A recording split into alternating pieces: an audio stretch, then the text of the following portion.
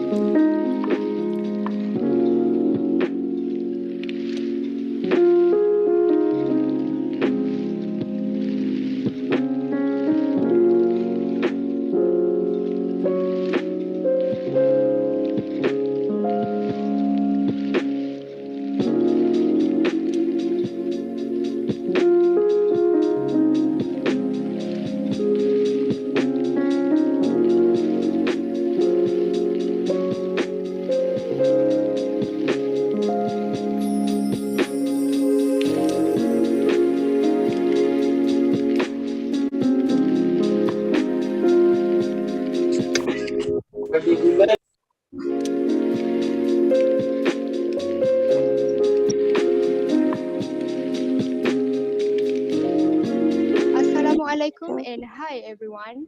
May I have your attention for a while? This session will begin shortly. Please mute your microphone and kindly turn on your camera throughout the events. Please take note there are two codes for this session. There is a code on the screen and you need to enter this code in the link as proof of your attendance. And the last code will be appearing after the session ends. The link will be available in the chat box. Thank you.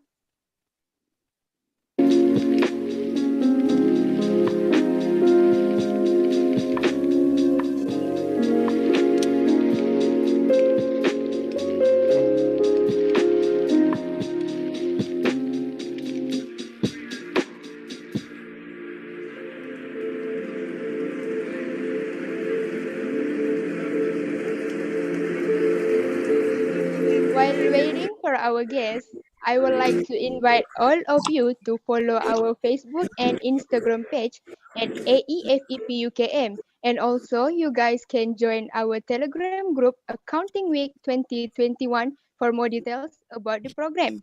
Don't forget to i- don't forget to join our Instagram contest by tagging us at AEFEPUKM on your story with hashtag ACWAwesome.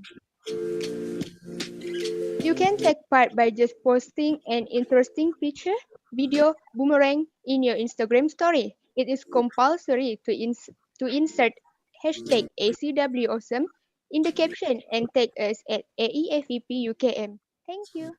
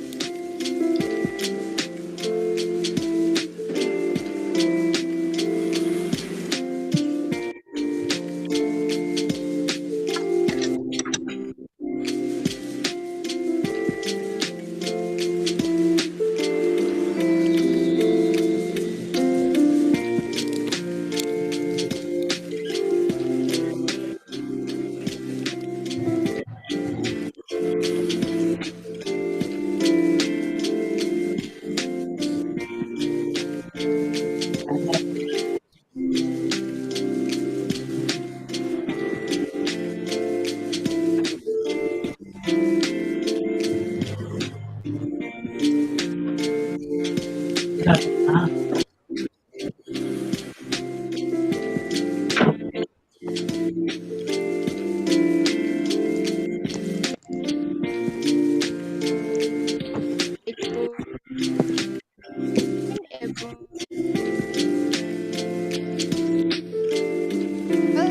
the forum with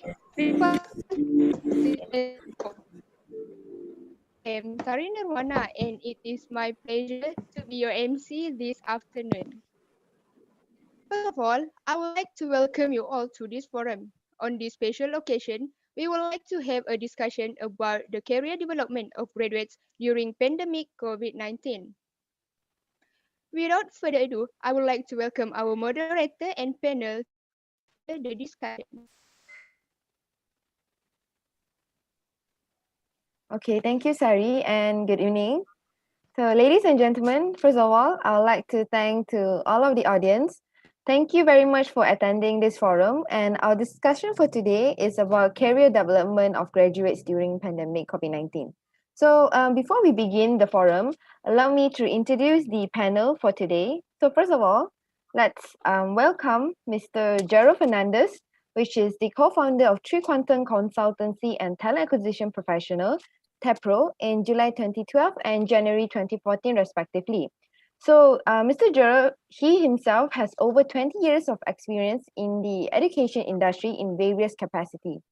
He is known as a strategist and master business developer with excellent skills in idea generation, developing new markets, and also relationship building. So, and second, also, let us welcome Mrs. Amy Gonsalves, who is the Chief Executive Officer of TEPRO, and she has over 50 years of experience in the international education sector and has developed a strong network of professionals who have now become her personal friends. So she's also widely referred as the expert in recruiting for the education sector for key management position, academicians, and also teachers. So hi everyone, and I hope everyone is in a ping of health.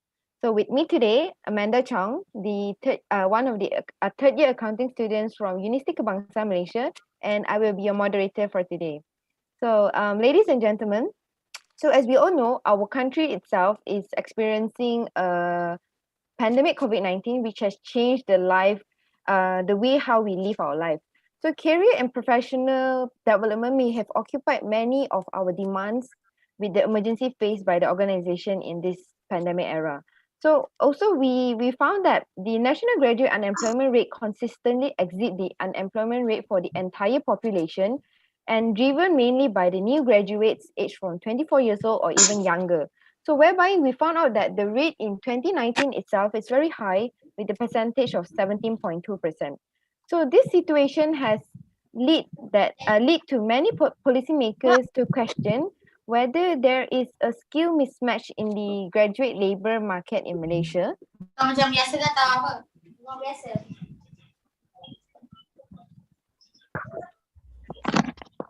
Okay, let me continue. So, what it means to young and educated job seeker, especially at this time, increasing during the uncertain time of pandemic COVID-19. So,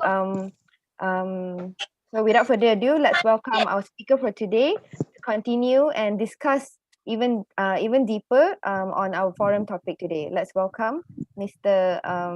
Jaro and also Mrs. Amy. Hi, good afternoon, everyone. Thank you, Amanda, for the introduction. Hi, Mr. Jaro. We are really happy to be here with all of you. Such a big crowd I see, and good participation. Now, thank you for inviting us. Thank you for inviting ACCA.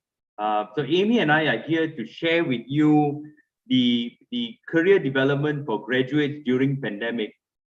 Now, during the pandemic situation, as Amanda has rightly put it, there's been a lot of challenges, not only for graduates, but I think for people overall, even for experienced hires, even for people in the organization, because the landscape has changed, the situation has changed, and practically the pandemic has thrown everybody off their comfort zone, right? And they got to use technology, they've got to use different skill sets, and they've got to do so many different things. So what we are here to share with you is I'm going to share the first part, which is really on some statistics, some that Amanda already mentioned. So I'm going to share with you some statistics. I'm going to share with you some skills that are pertinent, that we think is good for graduates to have during this pandemic and post-pandemic as you graduate from your courses. So I want to share the slides. I'm going to share my slides and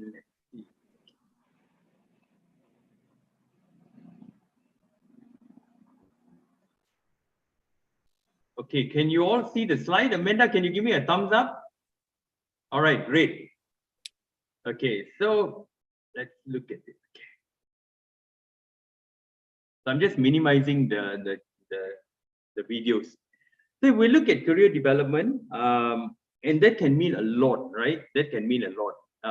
For a graduate coming out, the expectation for a graduate to have a whole load of skills is there. But it's not practical, because skills are developed over time. Skills are developed as we go along, right? So let me go to the next slide. So I will skip this introduction because Amanda has done a good job in that. So we'll look at the World Economic Forum, and some of you have seen this probably, the top 10 skills for 2025. So if you look at the skills here, which was 2015, and then moving on to 2020, and these are the skills that they are looking at for 2025. And a lot of the stats and a lot of information that you read online will tell you more or less the same thing, right? So from the first one, if you're looking at analytical thinking and innovation, active learning and learning strategies, complex problem solving, critical thinking, creativity, leadership, technology, resilience, problem solving. So these are the kind of things that a graduate or anyone in the industry, in the workforce, is expected to have or expected to develop, right? So the type of skills that we're looking at is problem solving, self-management, working with people, technology use and development, especially in the pandemic. You know, when the pandemic hit 1 year ago in Malaysia, 18 March, everybody just went into online, right? Everybody started using Zoom, and not everyone knew how to use Zoom because it was foreign, right? And few months down the road, everybody just picked up that skill and started using Zoom for trainings or teaching and so on. So adaptability is one of it, right? Being resilient is one of it, and being flexible.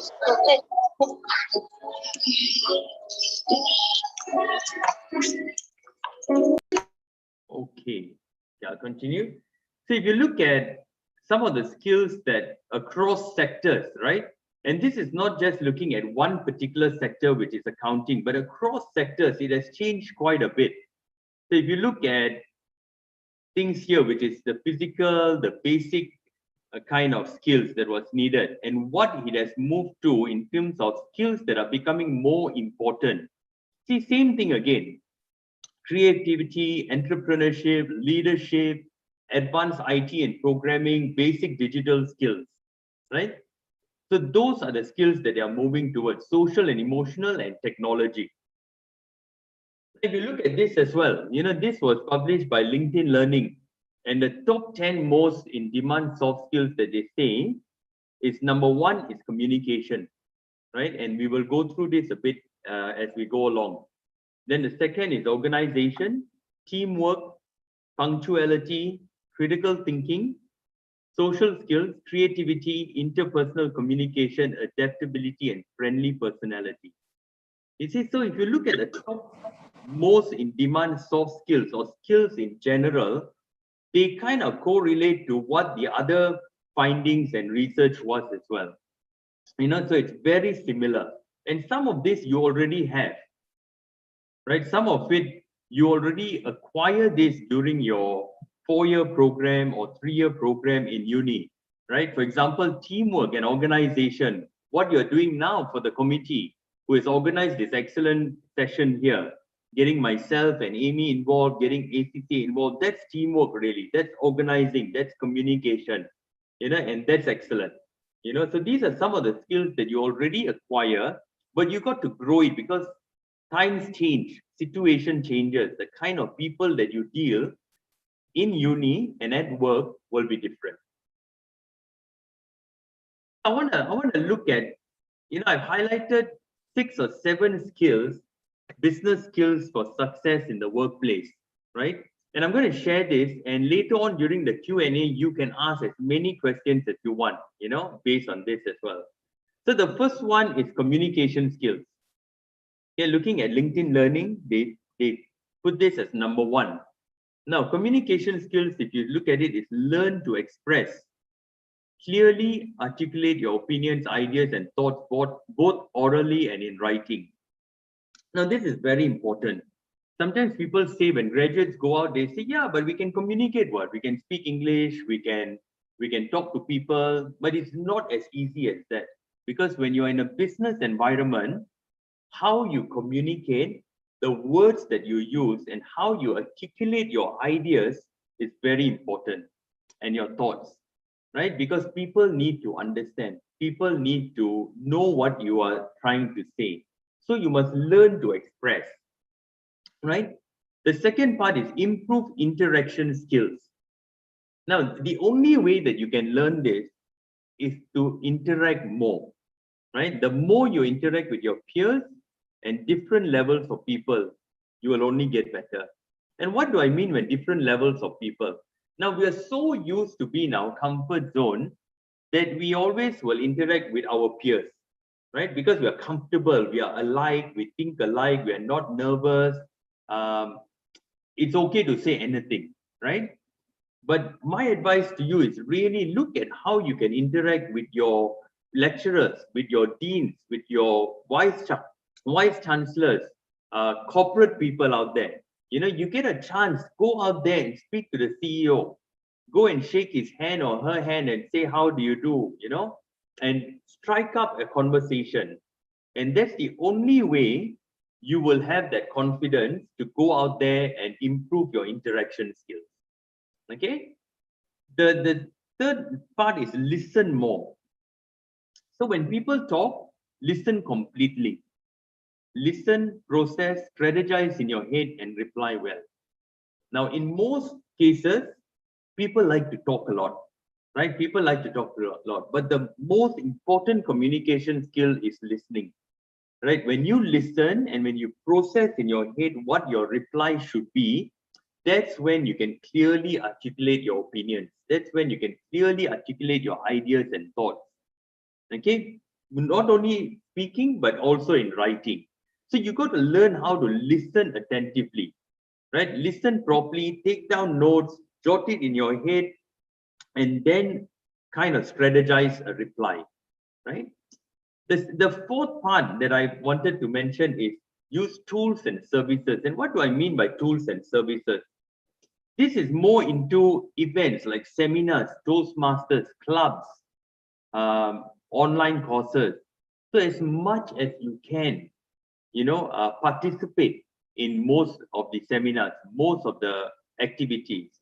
Like this activity now, you know, I'm so glad to see so many people online, you know, listening, and that's excellent. You know, participating in the accounting club, which is very good. Seminars, okay. Also take online courses. I mean, during the pandemic, there were so many webinars and online courses out there for free, right? Everybody was offering something. You got to take that. And not only for graduates, for us as well. I mean, I personally took some courses. I personally listened to webinars, you know, because learning must never stop, right?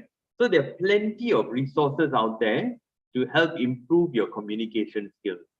Learning never stops. So make sure you must learn to express, you must improve your interaction skills, listen more, and use the tools and services available to you.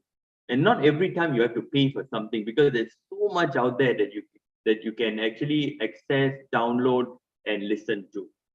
Okay. The second one is leadership. Now, if you look at a data here that was done by Harvard Business Review, there's so many things here. right? Inspire, motivate, display high integrity, build relationships, and so on. But obviously, as a graduate, there's always an expectation that you must build your leadership skills. And you have that, so some of you have built your leadership skills in uni, representing associations, being presidents of clubs, and so on. But when you move on into the business world, it's a bit different, right? It's a bit different because you got to inspire, you got to motivate, you got to be mentors, you got to learn how to collaborate and promote teamwork, you got to build relationships, you got to develop others. So sometimes it's not as easy as it is. And leadership skills takes time to build. It takes time to build. It took me 20 over years to build some skills that I have, and I have so much more lacking in me. And every day I'm learning something new. Every day I learn something new and I kind of implement it. But the three areas that I think, and an overarching area that I think is important as you grow as a leader, as you grow as a team player, as you move into management, is number one is to have a heart, right? To have a heart. You have to understand each other, know what the other is going through, show support because each person is different and have different perspectives and values. We must learn to understand and respect. And I think in any organization, whether now you're in university, you are in an organization, this is important because everyone comes with a different baggage. Everyone comes with different mindsets.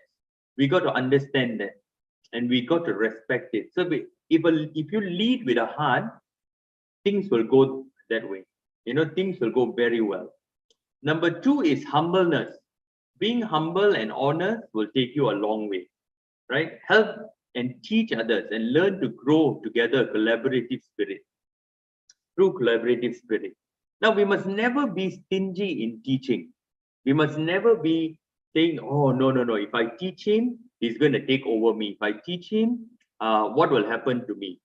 No, you got to be able to teach. You got to be able to mentor. You got to be able to be honest with what you give out, right?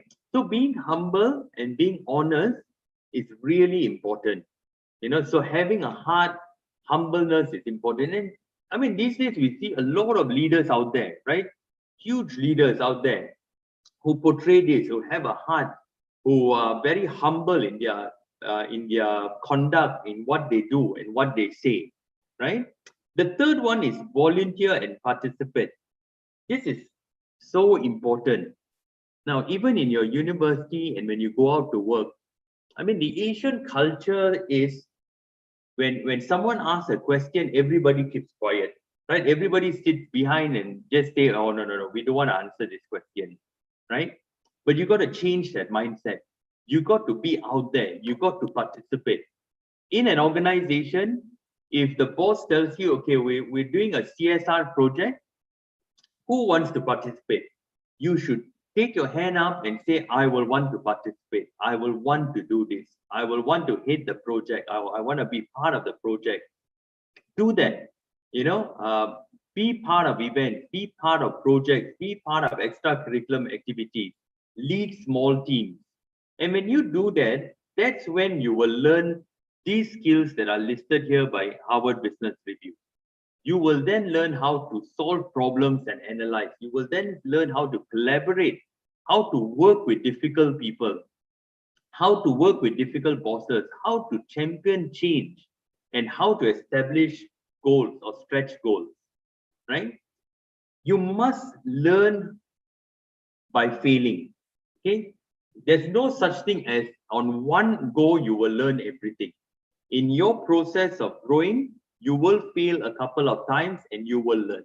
And that's the best way of learning. So all these are important that is listed here, but the three key areas that I think that every leader should have, whether you are a young leader or whether you are a mature leader, is to have a heart, portray humbleness, and volunteer and participate. Now, the next few items here that I've listed all together. Now, adaptability and flexibility. Now, one must be able to learn and adapt to changes quick and be flexible and agile to change in new ways. Now, this is, the example is the pandemic. When the whole COVID-19 pandemic hit the world, people were taken aback because they never expected this to happen. I never expected it to happen. Amy never expected it to happen. None of us expected it to happen. But we must be able to adapt fast, and we must be able to be flexible enough to change, right? For example, our trainings were all face-to-face. We conduct training programs and we like the face-to-face. We never did online programs, right? But immediately as the pandemic hit, we said, no, we got to switch everything online. We got to switch everything online. And that's adaptability and flexibility. Of course, there will be problems, there will be issues along the way, but we learn how to rectify that, right? So in an organization, it's the same. If you acquire the skills and if you move towards an organization, you got to be able to adapt. You got to be able to be flexible. All of you are going to be accounting graduates. You're going to move. Some of you are going to move to the big fours. Some of you are going to go to the MNCs and so on. Now, if you're an auditor, for example, you got to stay back and work. You got to stay back and work until 10 p.m., 9 p.m. You can't say, no, boss, I can't because I don't have transport. I have to go. That doesn't work, right? You got to be adapt. You got to adapt. You got to be flexible. If you need to travel, you need to travel. If you need to do projects over the weekend, you got to do that, right? But within reasonable requests, right? So on. Now, the next part is tech savviness. Now, this is so evident, right? With the pandemic is fast tracking digital transformation, right? With the pandemic, the digital transformation has gone really high. Everybody is using Zoom and other platforms. Everybody is running events on a digital platform, right? And many more. One of the best ways to prepare yourself for a post-coronavirus world is to acquire technology skills. And all of you here today, I think you will not have any problems with it because the young generation is so advanced, so much more advanced than us, right? You will be able to adapt and be flexible in terms of technology, but you must never let go. You must keep learning. You must keep using technology. You must keep doing it, and only then you will be on track. In lifelong learning, according to WEF, in just 5 years, 35% of skills will change. See, can you imagine? So that's why I said, not only for graduates, but for even working adults, for CEOs, for anyone in an organization or anybody, your skills will change. The requirements will change. And you got to always be updated. You got to always be updated. You got to always learn. You got to always reskill your staff. You got to go for courses. You got to attend programs. Never stop learning. So when you graduate and you've got a Bachelor of Accounting, it doesn't mean that you are great, right? It doesn't mean that, okay, that's the end. I've got a Bachelor of Accounting from UKN, excellent. Now I've no need to study anymore. Doesn't work that way, right? For those of you who are going into the accounting firms, you will most probably do an accounting professional body. You'll do ACCA and so on, right? It never ends. And you will learn other programs as well along the way. But the good thing is organizations are so flexible that they support staff, they support you in terms of growing if you want to grow. So you must want to grow and they will support you. Networking. Now, business networking is so important, right? Build your network with all levels of people from all over the world. Because your network is your net worth, right? And this is a phrase that you hear all the time. Your network is your net worth. Now, networking, I can't stress anymore, but networking is so important. I mean, the levels of people that you network with, the kind of people that you know in the industry is important. Why? Because in time to come, you will cross paths with them again. You will need their help. They will need your help. So having a good reputation, doing your work well, growing in the organization and performing with success and networking with the right people is so important, right? So never burn bridges, right? Always network, opportunities to network, go out there and network. If you get a chance today to meet Tony Fernandez face to face, go up to him. Don't be shy. Don't be scared. What do I say to him? Go up to him and say, hello, sir, how are you? He likes TikTok, so probably do a TikTok with him. He'll be really happy to do that, right? So you got to take away that fear and take away all that fear. They are just humans. Go up to them, speak to them, and communicate. So building your network is so important. It's not about work only. You don't go into work, just do your work and go home. You got to build that network, okay? Because you need to progress in life. You got to progress in your organization or elsewhere. The sixth part is creativity and innovation. Now, in a post-coronavirus world, we will need people to invent. We will need people to dream. We will need people to dream of new products and ways of working. So human creativity is going to be essential, right? That's going to be very important.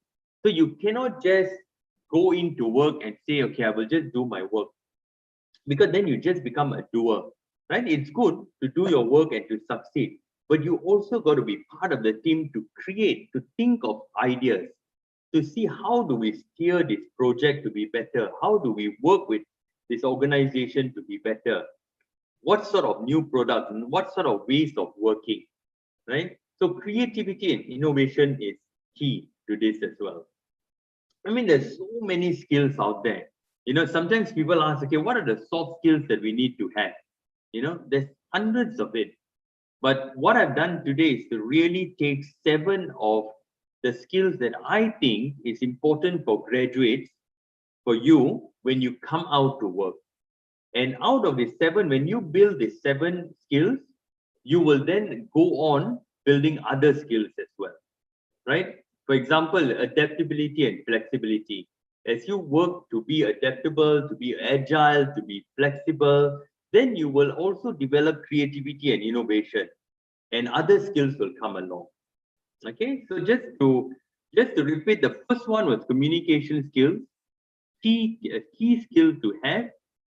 Because remember, if you can't communicate well, if you can't communicate properly and articulate your opinions and ideas, it is very, very difficult to move on to the other skills in life.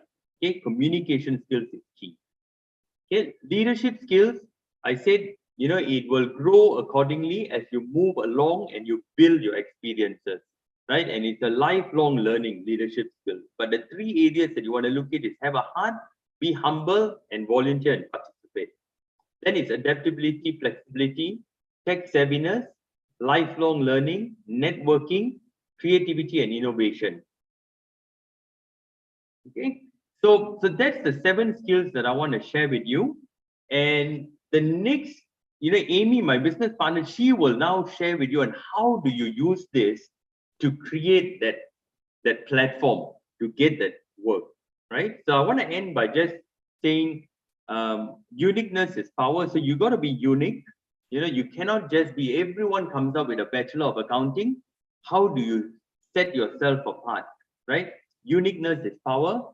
Innovation is king. So you got to be you got to be an innovator. You got to think differently, and originality is your currency. So you got to be original. Do not copy. Do not think you want to be someone else, right? So I'll end with that. Thank you very much, and I will now leave it to Amy. Amy, up to you. Okay, salam sejahtera everyone. Thank you for being here today, whether it's on Zoom or I understand that you're also on YouTube and Facebook. So thank you for the invite to both Cheryl and I. I'll share screen now.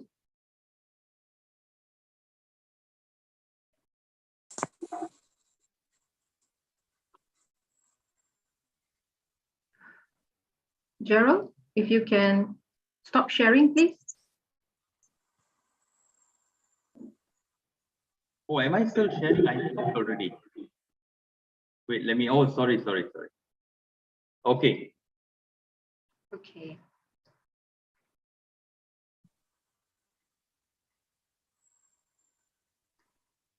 Okay, can you see my screen? Gerald, can you see my screen? Yeah, we can. Okay, thank you so much for that. Alright.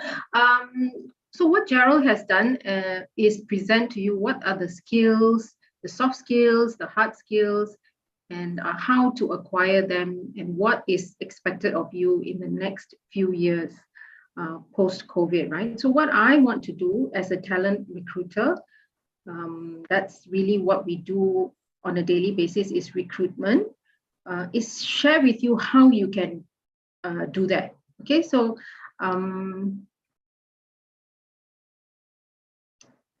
the most important thing I would want to advise you is to know what you want.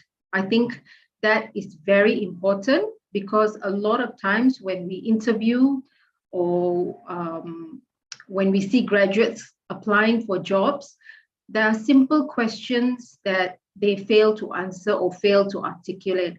And it's only because most of the time we are so busy doing so many things that you don't stop to reflect on self. So my advice to you is to really take time to sit down, think about yourself, think about what are your next steps, and have a think about what your career objective is going to be. What do you want to do now that you've graduated with a Bachelor of Accounting? What is going to be your next step, right? Have a clear goal in mind and work towards achieving it. How do you do that? You have to sit down and think about it on your own. No one else can do that for you, right? So you have to be very, very confident with this particular matter. You have to think about it and list it down so that when you go to the next step, which is doing your CV or even going for an interview, when the question of why are you applying for this job or why are you, what do you like about this job or where do you see yourself in this position, you have already thought about it. Simple question like this, a lot of times you cannot answer, graduates cannot answer or cannot articulate with just this simple self question.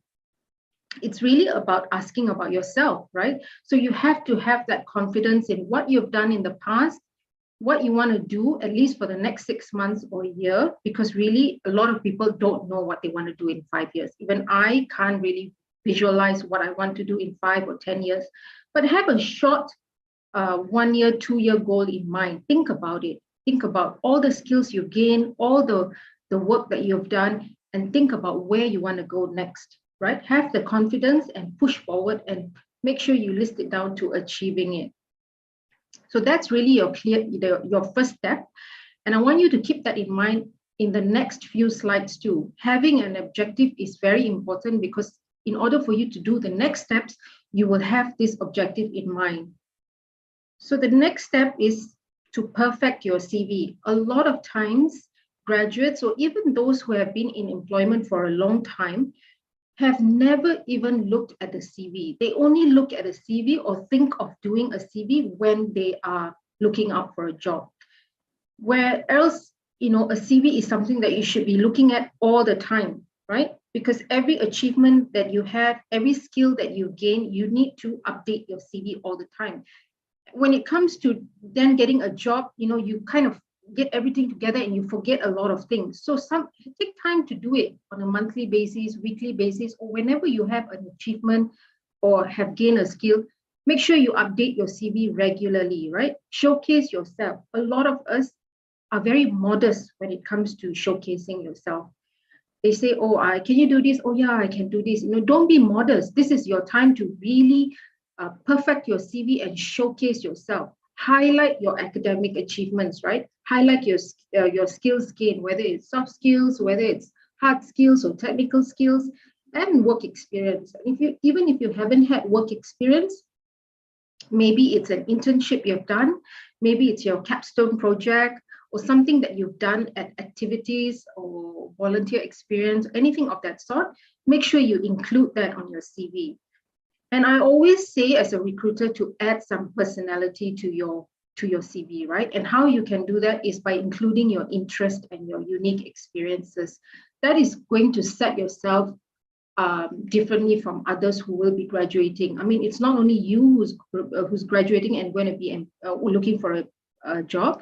There's so many out there who will be looking for the same job, an accounting position or internship, auditor, whatever it is, right? There's so many of you who's going to be out there. So add some interest, add some unique experiences, whether you've traveled abroad, studied abroad, did an exchange program, or whether you're doing something of interest right now, volunteer work, or things that will, when you go for an interview, the first thing they will do is try to break the ice. At least I would think most employers now are not so rigid when it comes to conducting an interview. They will try to break the ice, make sure you're comfortable and relaxed. So this is where they will look at your CV and say, look at your interests and your unique experiences and start the conversation that way. They will use that. Oh, I see, Amanda, you have done some volunteer work in Italy. Tell me more about that. So that's really like an icebreaker for them. So try to include that. But here, the key word that I want to share with you is relevance, right? Because by now you're 18, 19 years old, some are older. You can't put everything on a CV. And having said that, it doesn't mean that you stop at 1 page or 2 pages. You can have a lengthy CV, but make sure it's relevant to the job that you're applying for. Another key is that your CV needs to be customized to every job that you're applying for. You cannot just hit apply and use that CV for 100 jobs that you're applying for. It has to be relevant. Everything that you change in the CV must be relevant to the job that you're applying for. You have to highlight. There are certain areas within the CV, like your objective, what your career objective is, whether you're looking for an internship or whether it's relevant, the keywords from the job description. You look at the job description. What are the keywords in the job description? You need to use that job description, the keywords from the job description, and put it on your CV. So make sure you do that. Make sure your CV is always relevant for the job that you're looking for. Then you will see that you don't have a lot of misses, because a lot of you have applied for jobs and you'll be wondering, why did I not get called for an interview?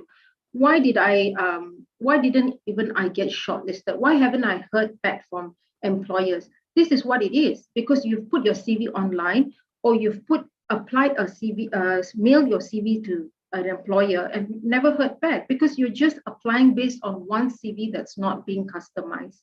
So make sure you are customizing your CV and make sure that the items that you're including on your CV is relevant. And the next step is to go digital, right? Make sure your CV is not just sitting on your laptop and you're not doing anything about it. Make sure you put it online. And I cannot stress enough, a lot of employers now are asking you to send via email, send via the website, send via job portals. You need to have yourself online. If you want to know whether you have an online presence, just do this. Google yourself, right? Just Google your name and see whether you have an online presence. That's really your digital presence. And if you have already some digital presence, try to see what kind of digital presence you have. Because as a recruiter, right, we are looking at all platforms, not just LinkedIn, where I would personally recommend you to get a LinkedIn profile, because LinkedIn actually started out as a recruiting platform, but now it has evolved into a much larger sort of platform where you can get content and connect with people. But that's a place where you can put your CV online, look for jobs, look for content, connect with people online, right?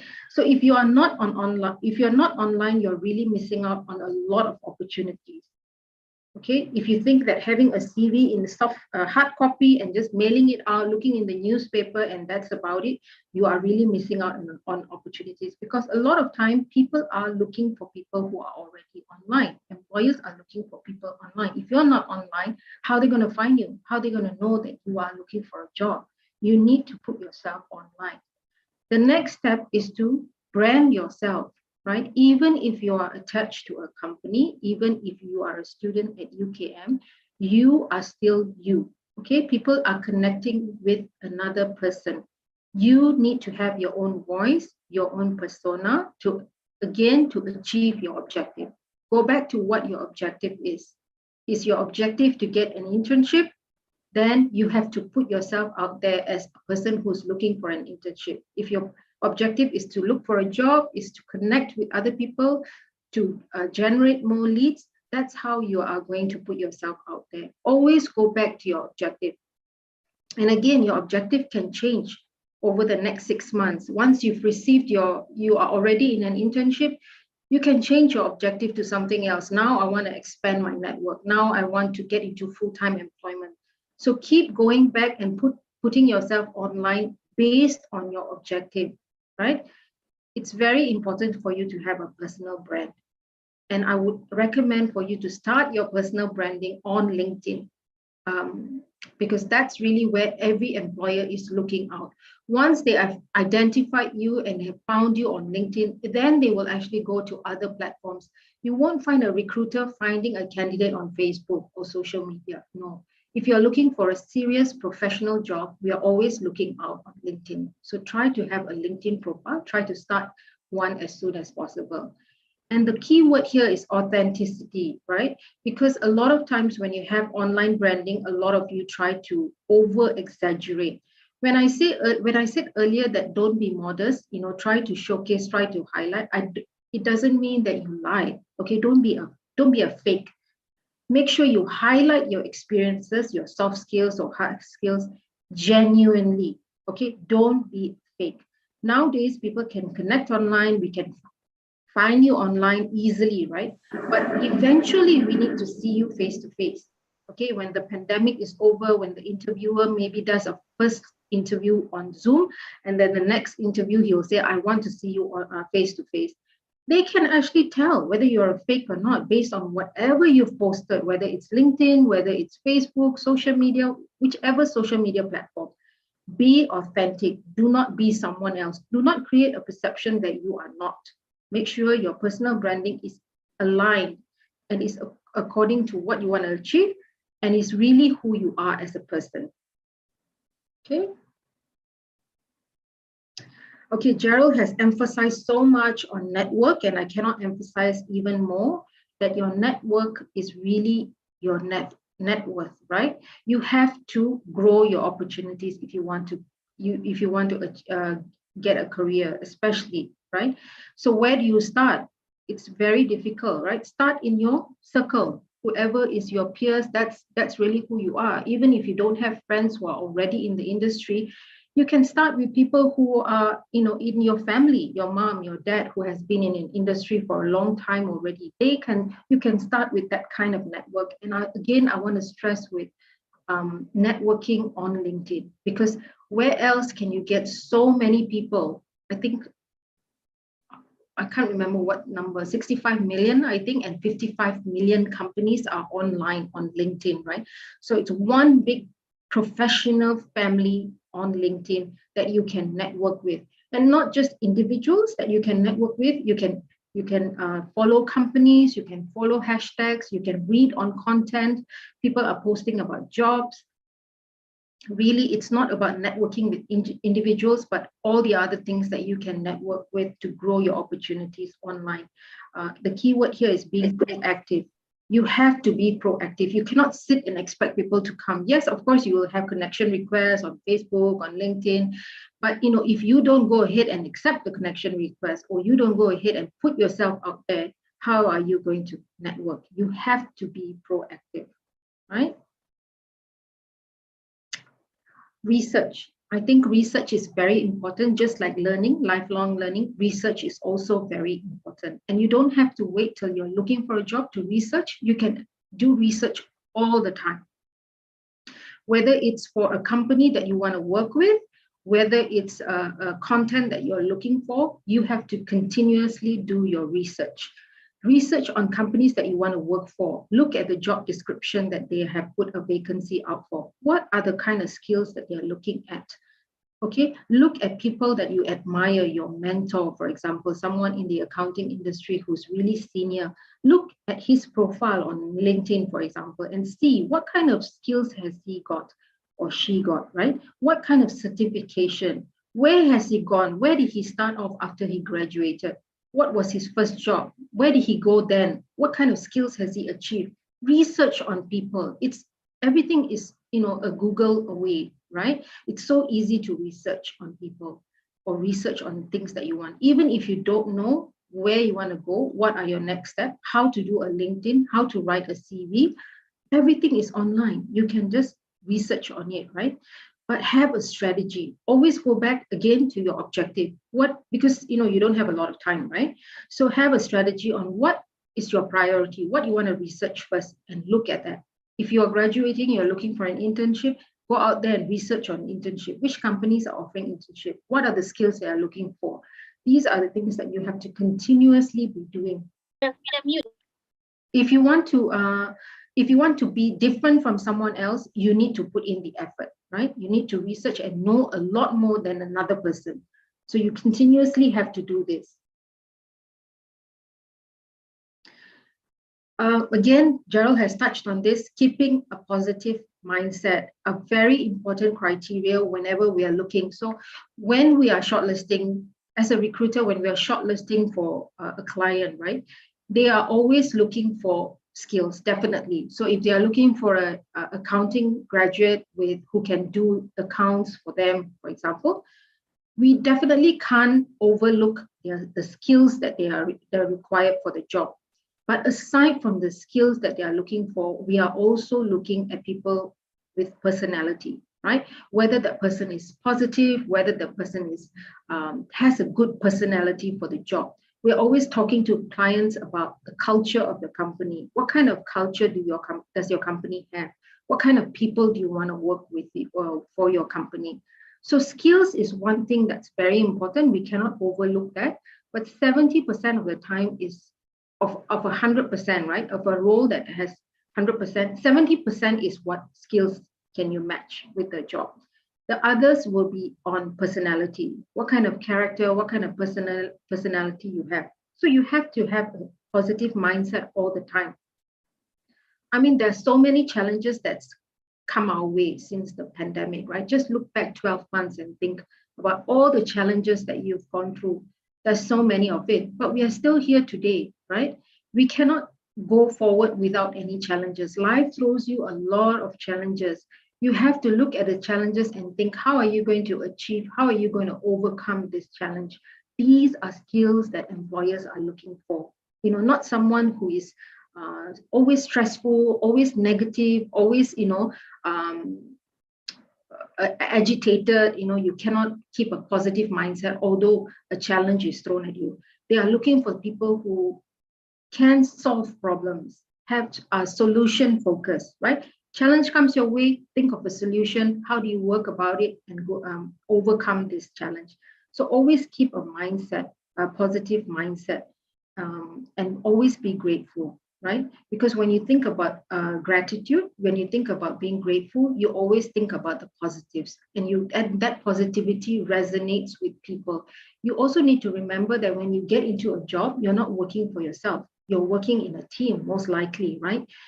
So you want to have that positive mindset because you are working in a team. No one wants someone who is negative and has a bad aura, right? So keep that in mind. Keep a positive mindset. So to recap on the slides that I've shared, the most important thing or your next step as you're coming to graduation soon is to know what you want, right? Know what you want. Even though accounting is not something that you thought initially you wanted to do, because a lot of times I know when you make an application to a local university, you have choices with which university you want to go for and the courses that you want to do. So a lot of times maybe accounting was your third choice. It's not something that you wanted to do. But don't go and tell at the interview that, oh, I had no choice. It was my third preference.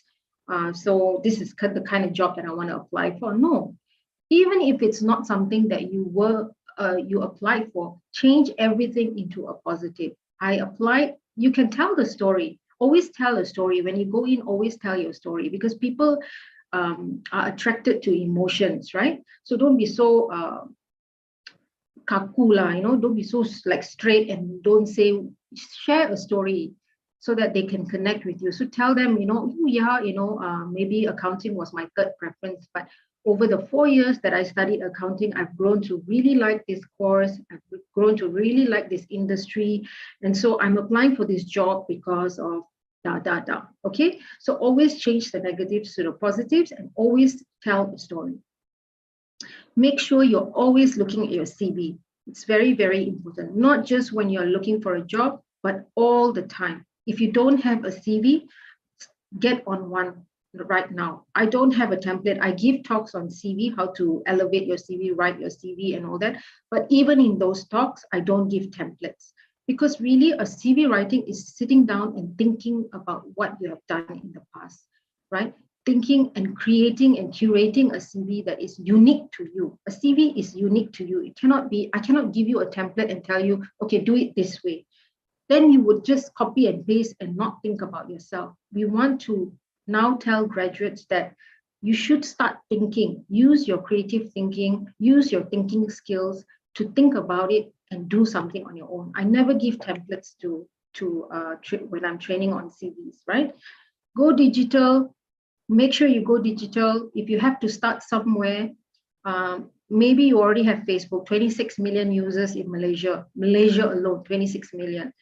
But Facebook aside, you really need to get yourself on LinkedIn. Okay, get yourself on LinkedIn, get yourself on job portals. Make sure you're out there. If you don't have an online presence, make sure you start an online presence on LinkedIn. If you want to start somewhere, start on LinkedIn. Okay, network, very important. How you network, start with your inner circle and then move forward. Okay, you can even start networking with us, with Gerald and I, and then you can see that we have a lot of connections and we can refer you. It's a matter of being proactive and asking someone. In fact, parting words for network is this. Now networking has become a lot easier, I think, during the pandemic, right? Because you really, if you're an introvert and if you're very shy, you don't know how to put yourself out there, you don't like going for events, you're too shy to say hi, you're too shy to go up to someone, doing it online is so much easier. It's just a matter of connecting with someone and writing a message. You don't even have to face the person face to face for now, right? So you can expand your network now. It's easier, especially if you're an introvert. And then later, when you build up the courage to meet that person, when you've developed something online with them, like you've typed a message, that person remembers you, it's easier when you meet them face to face to say, hey, sir, I'm connected with you on LinkedIn. I really admire the work that you do. I'm so and so, and I look forward to working with you or joining your company. So it's so much easier. You've already bridged the gap online, and now you're just meeting them face to face. It's so much easier, right? So start now. I hate networking, really, I do. But it's just something that you have to learn, and it's something that you keep learning. You have to continuously learn how to network. Keep researching, never stop learning, keep upskilling, okay? But make sure your research is relevant to what you want to do, your objective, because you can get lost when you're doing a lot of research. You can go all over the place and go out of tangent. Make sure you are doing according to your priority, and always keep a positive mindset. Okay, whatever challenges come your way, always keep a positive mindset and always be grateful. Look at the challenges, think about it, and make sure you come up with solutions and not grumble and whine about it and be stressful about it, because stress is not going to get you to overcome your challenges. Okay, and this is how you connect with me. Both Gerald and I are co-founders of 2 companies, 3 Quantum Consultancy and TAPRO Recruitment and Training Agency. Recruitment as in we recruit, we headhunt, we also train, learning and development. We give a lot of talks for students, for graduates, for youth, the unemployed, also at corporate level. I'm very happy to connect with you on my mobile. You can call me or email or LinkedIn. Please do connect with me on LinkedIn. I'm very happy to share with you, look at your CV, look at your LinkedIn profile and give you your comments. I'm very happy to share with you my knowledge and experience. So thank you. Okay, thank you, Mrs. Amy. So that is such a very interesting and insightful sharing, which I found that like for example, Mr. Joe, you emphasize a lot on the importance of our hard skills and also soft skills. For example, like our communication skills, leadership skills, which I believe plays like a very important part to everyone, especially in shaping ourselves and for future graduates as well. And also, Mrs. Amy, I do I'm amazed like how you really emphasizes and explain to us about the importance of building our connection with people and skills that we ourselves can develop, especially in our personal branding. So with me, I have a few interesting questions that I would like to ask to our speakers, and also I would appreciate if there's any question from the audience to our speaker. You can always drop it in the chat box. So let's just kickstart our session with the first question. So can you both like share with us or maybe like tell us the story behind your success and the journey of building up your company, and also the journey of you guys become the CEO of Tapro? Ladies Great. first, is it? Yeah, like Ladies anybody. first. Okay, lady first. So as mentioned earlier, both Gerald and I are business partners in two companies. So titles aside, CEO and all, I mean, a lot of you will think, oh, it's very glamorous. It's just a title, really.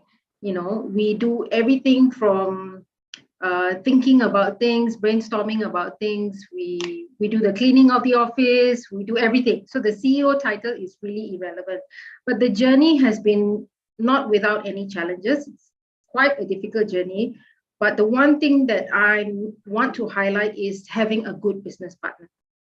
So when you want to get into business, for example, you have to have a business partner that is aligned with what you want to achieve, your vision. And it comes with a lot of challenges. But if you are in the same wavelength, if you have the same vision in the company, you will achieve, and you will get to where you want to get. So with that question, I think don't focus too much on the title. It's all the other things that you need to do as a business person. Gerald? Yeah, good answer. Okay. Yeah, I think that and I will add that, I mean, yeah, the journey has been exciting, the journey has been difficult, the journey has so there's always been ups and downs, right? When you run an organization, don't expect things to go smoothly. Or when you join an organization, it's the same thing. There'll always be ups and downs.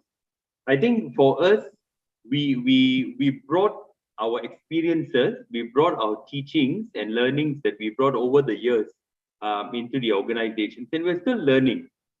We're still building the organization, building the companies, you know. But I think you must have that passion. The passion must be there that you want to build this business. You must believe that you have the capabilities, the right skills, the right products to push ahead, and the right people, right? So the three P's, the passion, the people, and what's the other one, Amy, I mentioned? I'm just testing whether you're listening. Yeah? So the passion and people, right? And what's the third one? Okay, never mind, I'll come to that. Partnership, maybe. Yeah, maybe partnership. So people are important, right? Partnerships and people are important. The people that you bring into the organization, the people that you work with is so important, right? Especially in these days where everybody wants to do something with you, you know, so you got to pick the right people, the right wavelength, right? You must have your own what do you say, things like being honest. What are your business etiquette you must have, right? What are your business wants? What are your business needs? So I think, yeah, so the journey hasn't stopped. The CEO is just a title, you know, that we give ourselves. But like what Amy said, we do everything, right? We do everything from the thinking to the typing to the printing to the delivery to the talking to every single thing. And I think that makes us even better people, right? So the journey never stops. It's a continuous learning. Okay. Okay, so like I've heard a lot about the, like you mentioned about the challenges in the way of you building up your company. So like in your 20 years of experience in your field, what are the example of challenges that you have encountered, and what have you gained from those challenges? Like maybe you can share with us, like how do you even overcome it, and then what are the reasons that you still hold on to it even though you face challenges throughout the way?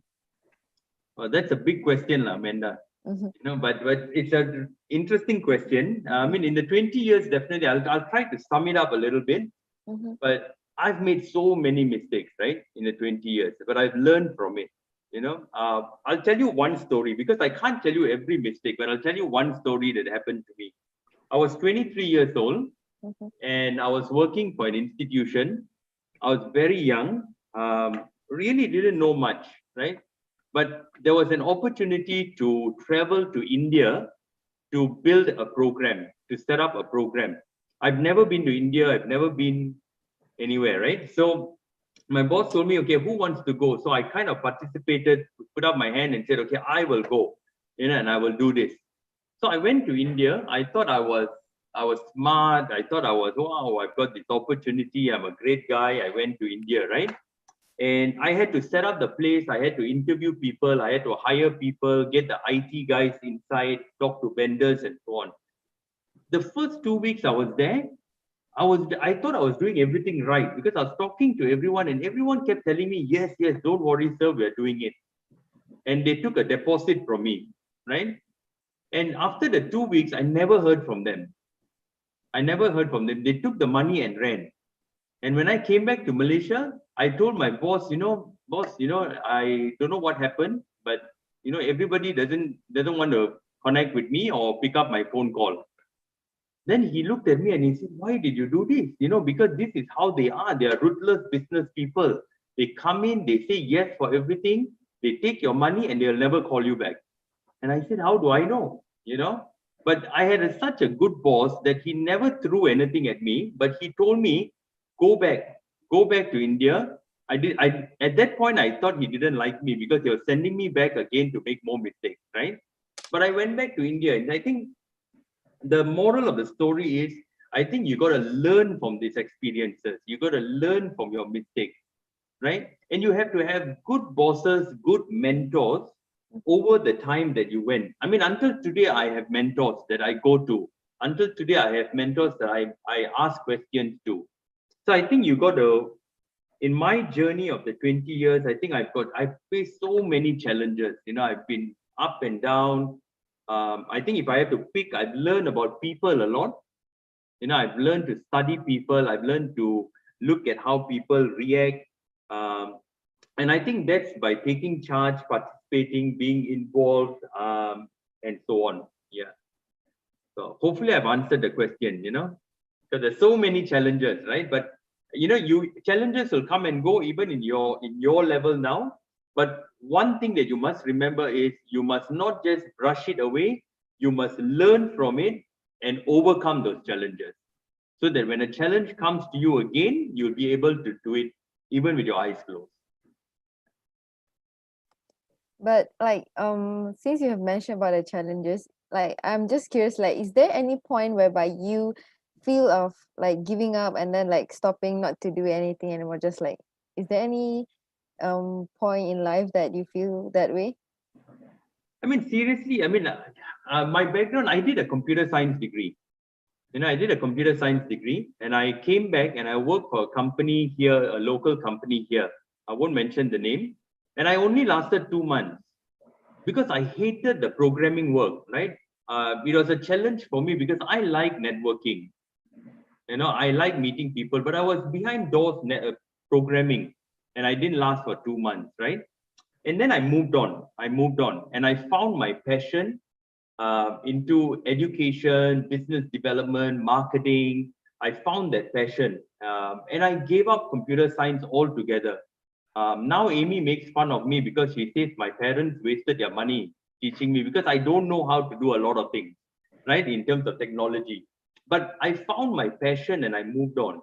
Since then, I mean, to be very honest, I have never looked back. You know, I love what I do. I think that's where the passion, you must have that passion. You must have the belief that you can do it. I mean, even until today in the organization, in the business that we are in, lots of challenges, right? But I think a positive mindset and to believe that yes, you can do this, you know, keeps me going. You know, of course, the people around me, you know, my business partners, the people around me, my family, my mentors. So I think that's why it's good to have a good ecosystem within you to keep you going. So to answer your question, no, I've never felt that I needed to stop, or I never felt that I need to do anything different. You know, because I think I found my passion. I like what I do. I love what I do, and I'm very determined to do what I set out to do. Yeah. Okay, that's very good. Like, you have like in a very clear goal, I can say. Like, I believe like not just you, maybe like each and every one of us should have a very clear goal, like what we want to do in life, because like life is a very long journey. So you can't just like go like, okay, people is just say just go with the flow, but then without a clear goal, it's gonna like cause us a lot of mistake. Maybe you just continue life without having a clear like clear goal that you want to achieve in life, so that will be really difficult for like most of us, right? So Correct. for Miss Amy, is there any like thing that you would like to add on, like what about any difficulties or challenges that you face? Yeah, I mean, there are definitely a lots of challenges, and being a lady, woman, Mhm. right? There are different sort of challenges in a male-dominated sort of workforce, right? So, and then you also have that motherly sort of challenges that you have, and which you all may have in future too, of how do you strike that balance between family and work and the demands of work and all the things that are going on. So I mean, no disrespect to fathers who also have a role to play as a father, but a mother's sort of feeling when it comes to family is different, I think, right? So yeah, there are, aside from a very male-dominated workforce and the family that you have to balance and juggle, I think, like I said earlier, you know, there will be challenges no matter what. No matter what, there will be challenges, right? But it's about finding that balance and seeing how you can find solutions. I think it's very important also that you can always, like what Gerald said, you have the ecosystem where you can bounce, whether it's your husband, whether it's your family, whether it's your business partner. You know, you, for different problems there will be different people you reach out to, right? Like if you have an emotional problem, you probably run to someone. If you have a financial problem, you have to probably run to someone else. So accordingly, where the challenges come your way, and I'm going to be very honest, there are lots and lots of challenges, right? It's about how you overcome this challenge that comes your way. And there's a lot of learning. And I mean, you said earlier that you have to have a clear goal. I think that at a young age, like y'all, you can make a lot more mistakes. And the earlier you make your mistakes, the better it is. For us, we're much older, so we have to be a lot more careful in the mistakes that we make, right? And we have to learn a lot quicker. For you, I mean, even if you get into like what Gerald said, he went into computer, he didn't like it, after 2 months he left. You can do that, you know, at a young age.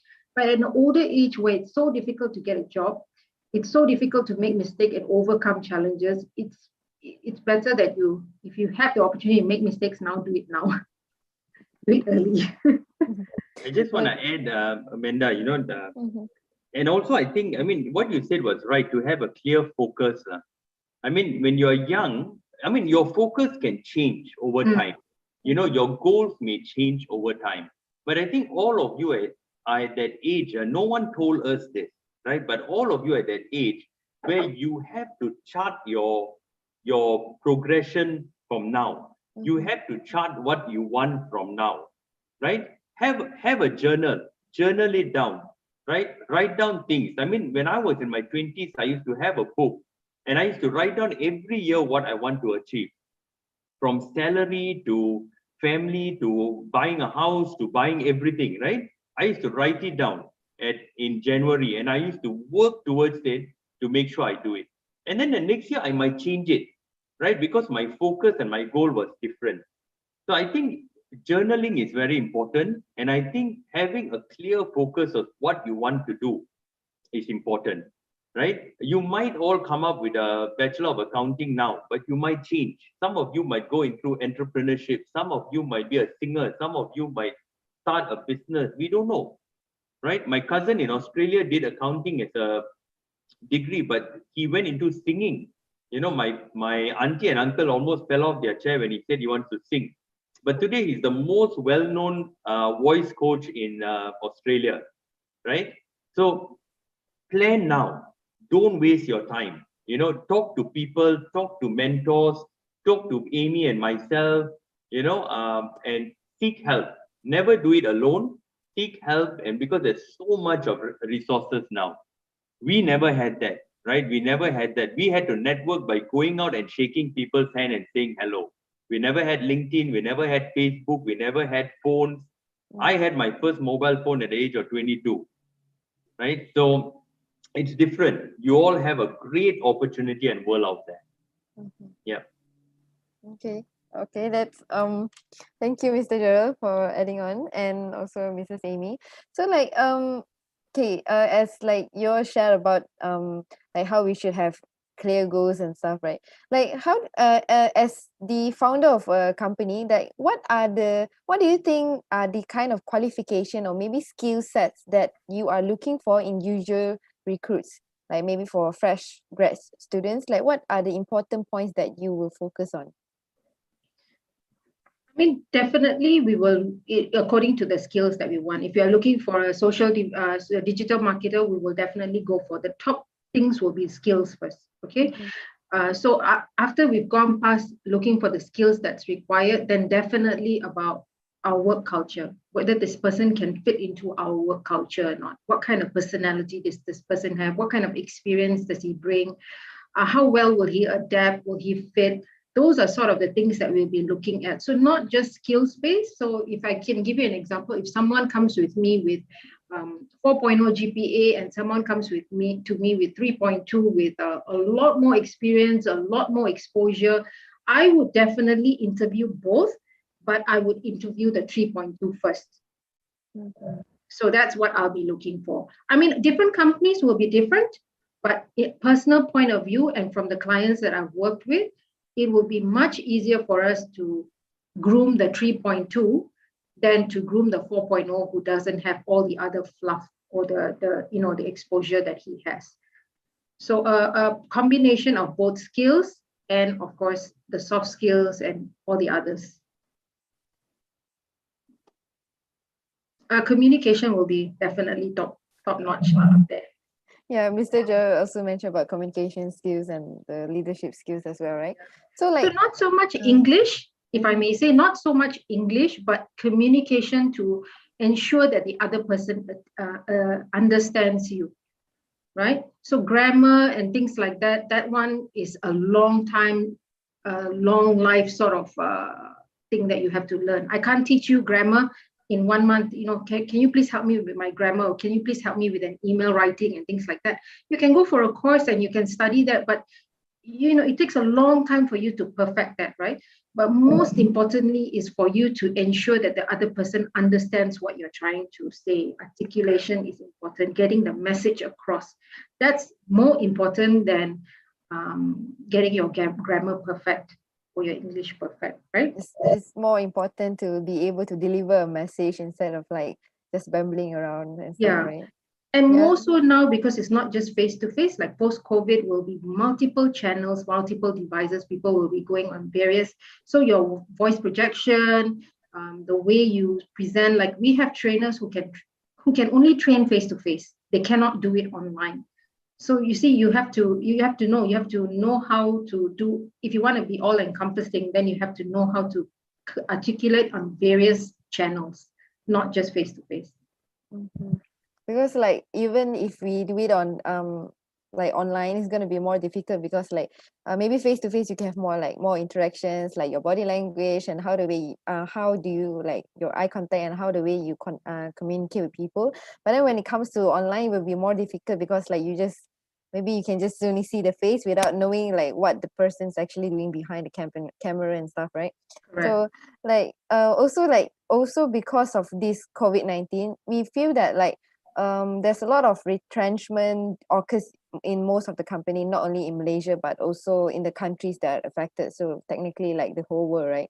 So like for us fresh graduates, will it be harder for us to actually find a job in this time, during this hard time? So I think, Gerald, you can add also later if you want to. Yeah. Yeah, I think naturally it's difficult for everyone. Okay, not just graduates. Across the board, whether you're experienced, inexperienced, fresh graduate, not still graduate, it's going to be difficult. The job market is difficult now. There is an oversupply of unemployed people. So we call it the employers market, where an employers market means there's a lot of candidates, but not many opportunities, job opportunities, right?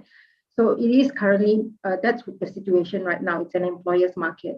And it's a chicken and egg story when it comes to graduates, because clients would say, oh, I want a graduate with experience. So I feel very sorry for graduates sometimes, because that's always the case.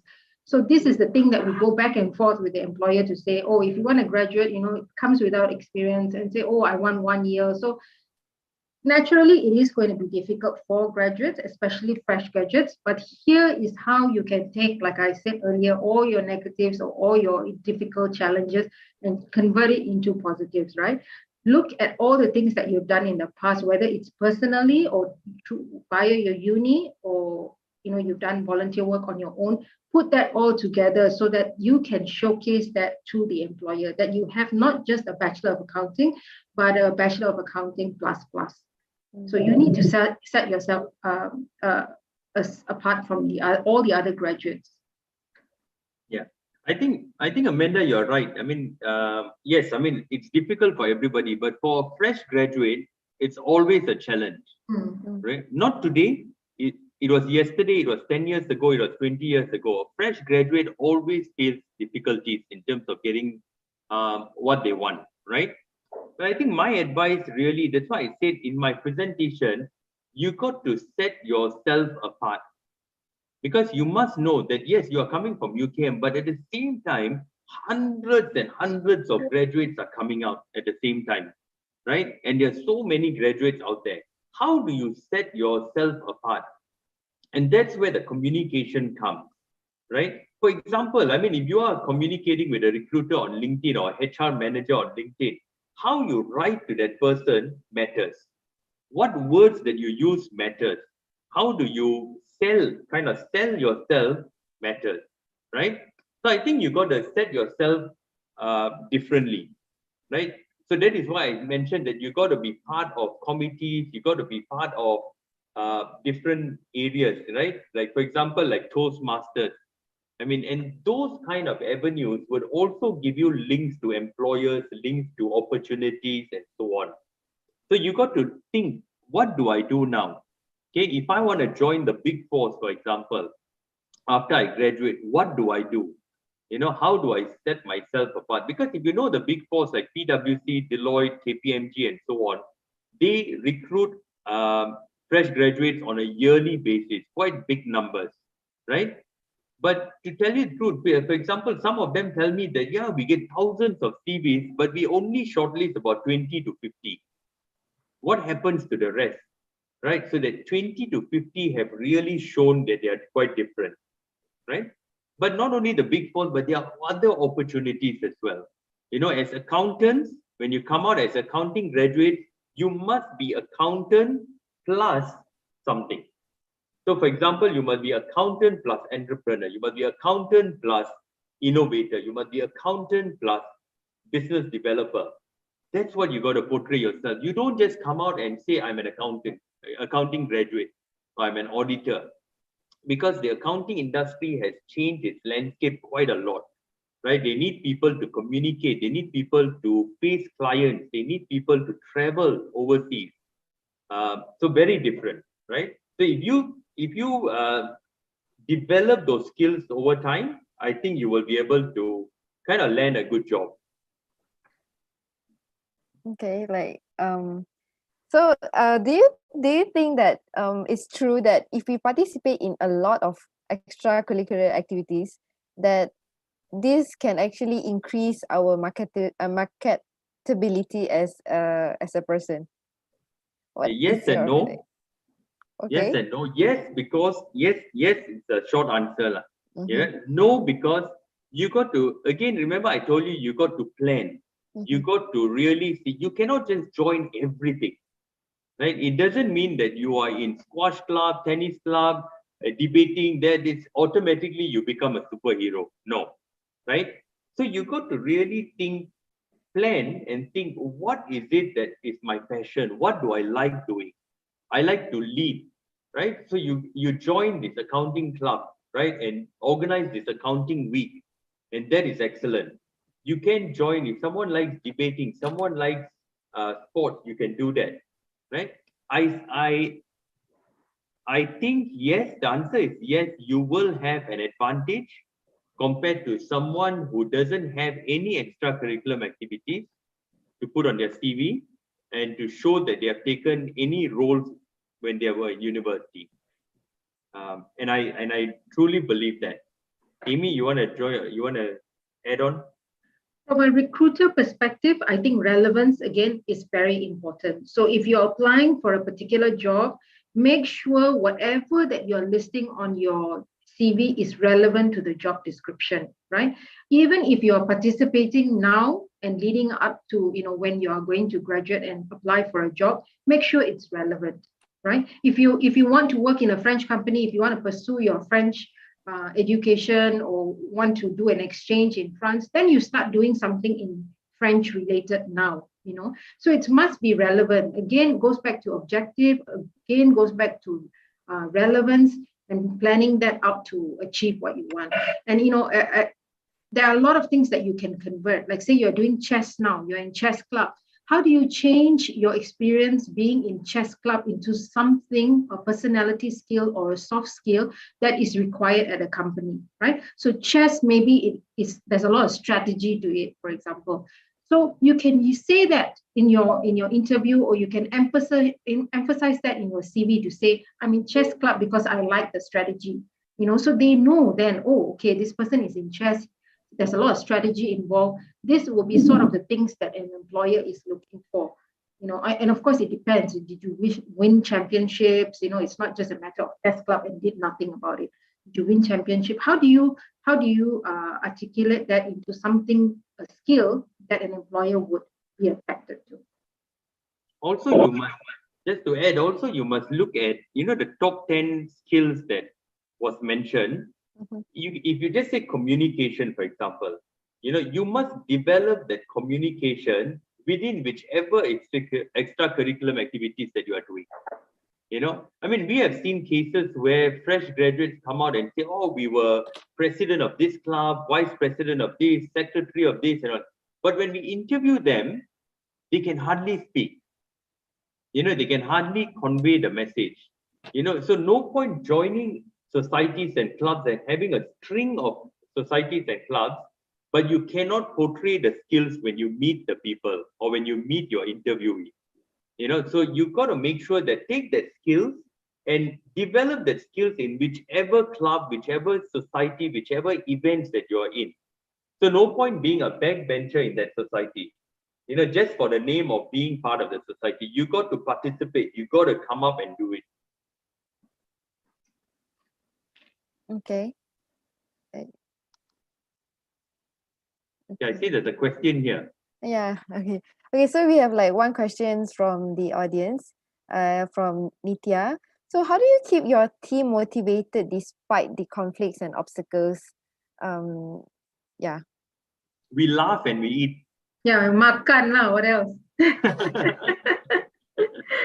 I mean, yeah, apart from eating and being happy and doing things, I mean, in all seriousness, I think it's important to motivate each other. It's important to be there for each other, mentor each other. Because like I said, everyone has different problems, right? From a business perspective, from your family, from your personal life, everyone comes with different things. So for me, I think really is to be there for that person, to mentor that person and to help that person overcome that obstacles. So as you know, as we see it as bosses or whatever we want to call ourselves, you know, for us is to be there for that person and support that person to overcome it, that obstacle and challenges, right? And I think working as a team, because apart from your family, your work environment and your work team is your family.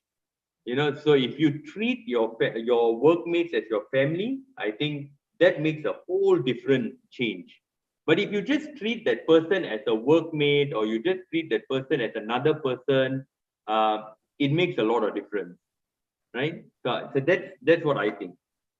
Another thing that employers are always looking out for is the term EQ, if you've heard before, right? So it's having a lot of empathy for the other person, right? And not just looking at things as, oh, go do your work, you know, especially during the pandemic, we see a lot of people who suddenly employers don't trust their employees because what are you doing at home? Are you really doing work?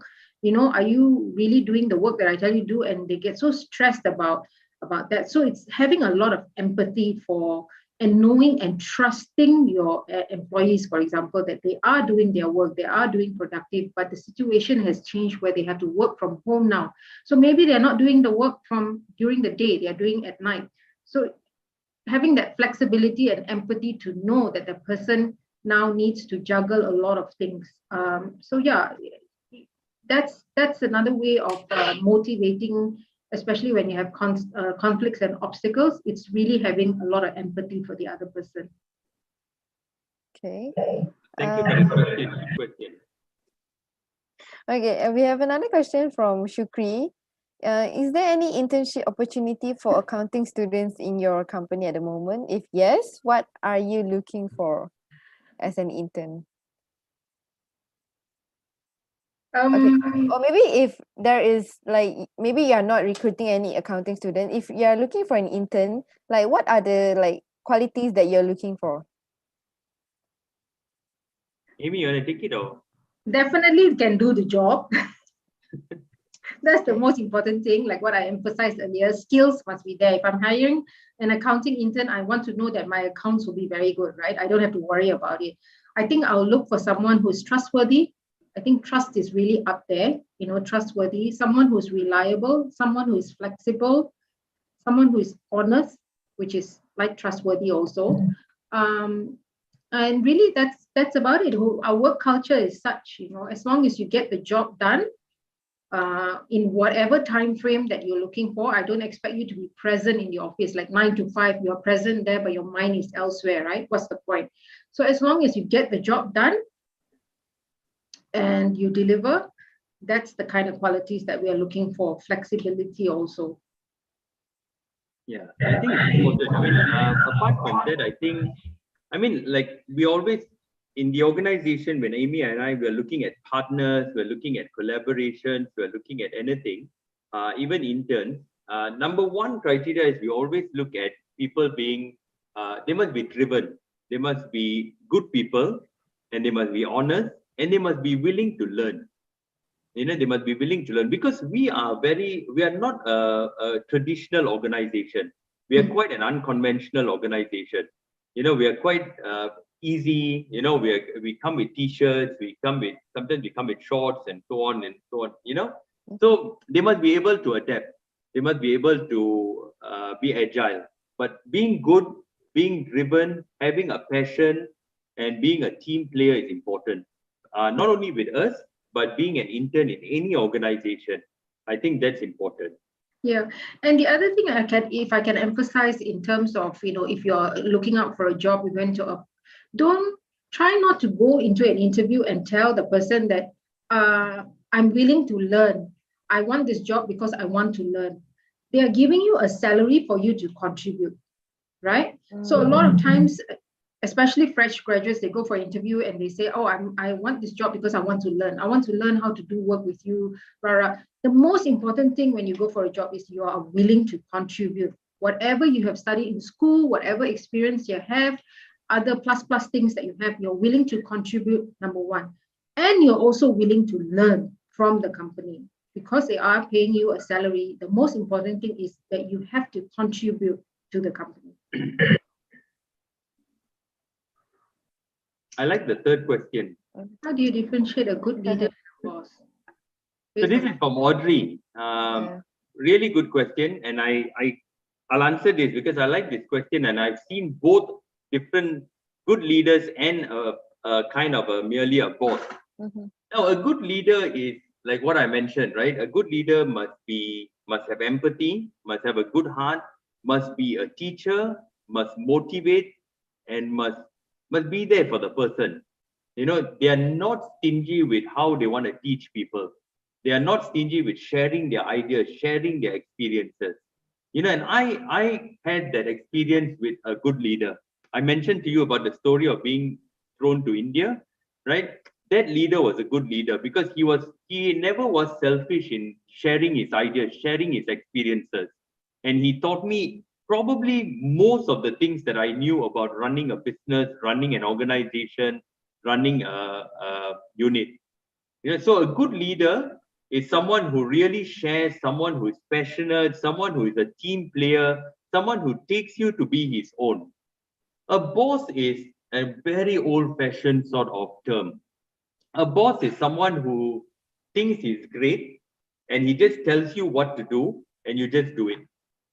You know, and that's it. And I think in times like this, if there are people who are bosses out there, they've got to really move towards becoming a good leader, you know, and portraying that sort of images. So that's my answer, really.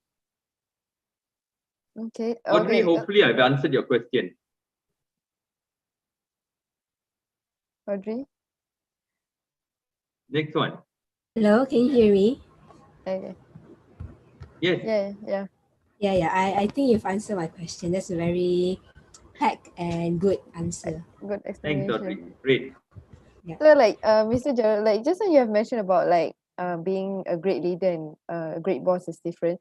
So like have you ever like faced any experience that you maybe there's someone or maybe people who are working with you does not agree like with what you do, and how do you actually manage with this kind of Oh, people? yeah, Like yeah. how do you Lots deal of with times, it? lots of Yeah. times. I always disagree with him.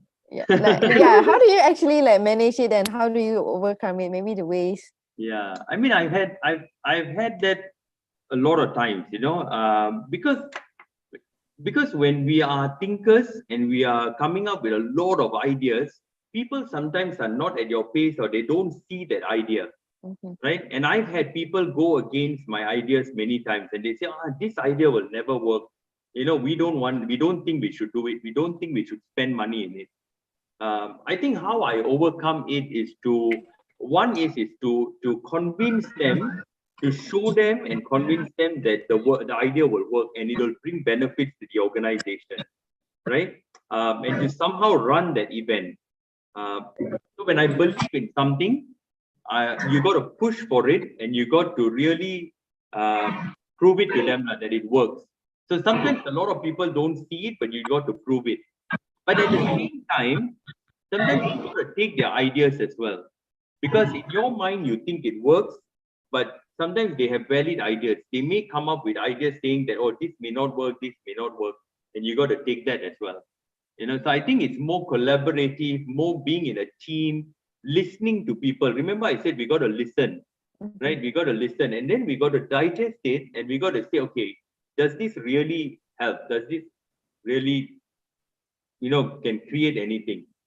But yeah, I've had that sort of challenges, but I think eventually it's to sit down with that team, sit down with that people and try to explain it and tell them how it's going to work and prove it to them that it'll work.